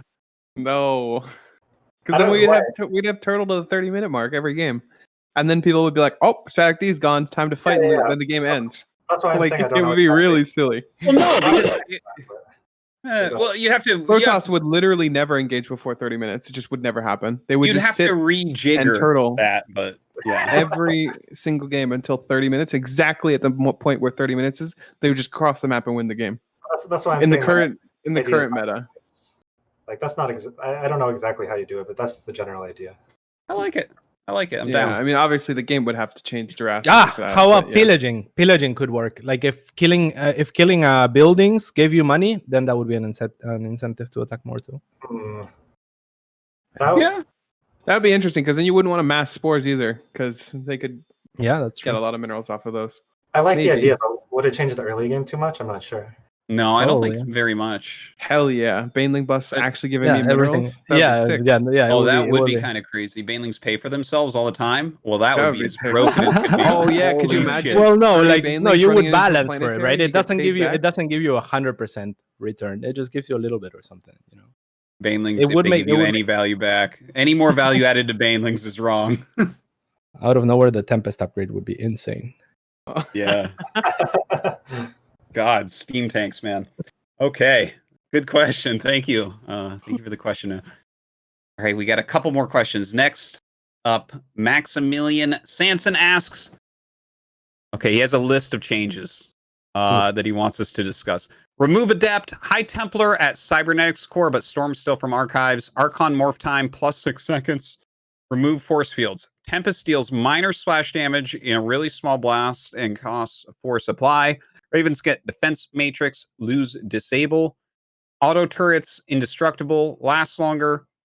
Damage dealt lowers timer. I'm going to go ahead with a no. Me too. It's a hard no. A hard no? Mm-hmm. I mean, some of those changes are reasonable, but yeah, you can make reasonable changes. Altogether, it's kind of crazy. Yeah. The package of it, yeah, definitely not. To go into. Could you imagine like 8 gate just charge out Archon? Oh god, it would be the most disgusting shit ever. No. That's why you have Archon Morph Time plus 6 seconds. So what? What the fuck? They're just gonna jerk around for 6 more seconds and have 10 Archons? No, thank you. Okay. Jesus. I do want to say I kind of like Disable on Raven. I think it's kind of a cool spell. Can you repeat that one? He says Ravens get Defense Matrix and lose the Disable. Because Defense Matrix is a really cool spell in StarCraft 1, but I don't think it would scale into StarCraft 2 right because DPS is much, much higher. Yeah. Whereas Disable I find to be like I think it makes a lot of interesting situations, and I like it at its new mana cost. It was too cheap before. Yeah, I think it's super. I think it's a very cool ability right now, personally. Super tactical, like the Raven's kind of fragile, so it's like risky to do it. It's super cool. I like the Disable as well. But with that said, I would love to see a reskin into a Science Vessel and maybe change like one ability for the lords. And that'd be cool. Yeah. Also, the auto turret's indestructible, lasts longer, damage dealt, lowers timer. That's I don't like that because then it denies your mining for the exact amount of time that it lasts, which is kind of silly. The harassment would be too strong with that. Yeah, because you're just gonna pull drones away and it's gonna live forever and Very long time. It'd be kind of annoying. Yeah. If there's no counterplay, it's usually something that Yeah. You need the counterplay. I don't see why either. Like it's just weird. And I think the remove force fields part, I think if we had removed force fields in Wings of Liberty, we'd be at a very different place. At this point, I don't think you need to. I think there's enough play around from force fields, and I think maps have been made good enough that force fields are never overpowered, really. I agree. I think force fields should have been removed if they were to be removed in Wings, and then the game would have had to balance around that. But there's no point in doing it now. We've had 10 years of it. Like, it's you never feel anymore that you're like fucking force fields. You know? Yeah, there's it's all counterplay around it already because it's just it's been ingrained in play for so long. And it has been accounted for in time, right? Like with Ravagers, for example, the corrosive bile breaking force fields, like that is counterplay that was added for like to ease some of those frustrations. I think force fields are awesome. Personally, I really agree. I like them nowadays. I like them now. Yeah. Cool. All right. Well, thank you for the question. Last question. Anhe Badger asks, Mr. Estrella, since you studied mathematics, have you ever considered applying game theory to StarCraft 2 in order to theorycraft? I do sometimes think of some situations in StarCraft in terms of game theory, but I don't think it's something you need a math education for. But for example, like when I was theorycrafting PvP early game after the new battery change, I was thinking about.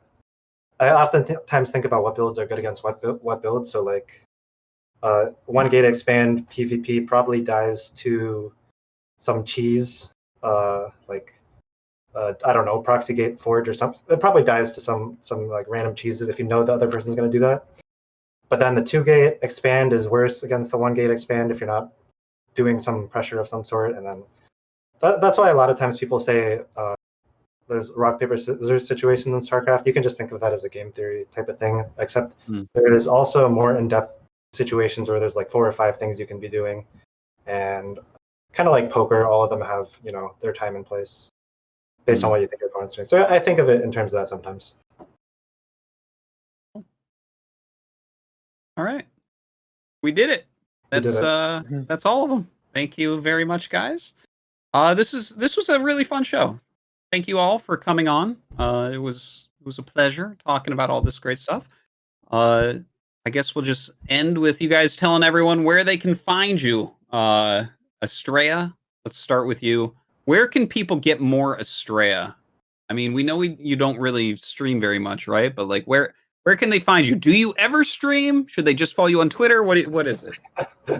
Yeah, I mean, follow me on Twitter. I don't really tweet, but do it anyway. Follow me on Twitch at @zeestrella. Come to San Diego and we can have a beer or something. all right. And no regret. How about you? Where can people get more no regret action? Yeah, I was streaming a lot more than I am now, but twitch.tv/noregret_, and my Twitter. But I don't really tweet much, but if I do, there'll be something interesting. So that's my philosophy with my Twitter. All right. Great. You guys are easy. Cats, what about you? Where can people find you? Yeah, twitch.tv/rootcats, and my Twitter also listed here. So yeah, that's pretty much the same. I do tweet quite a bit. I like to recommend shows that I like on TV. There you go. Okay. And as for me, obviously you're on the Twitch channel or the YouTube video or whatever right now. Like, subscribe to those. That's all I ask, I guess. I stream a lot. Check it out. Big thanks to the Pylon Show team.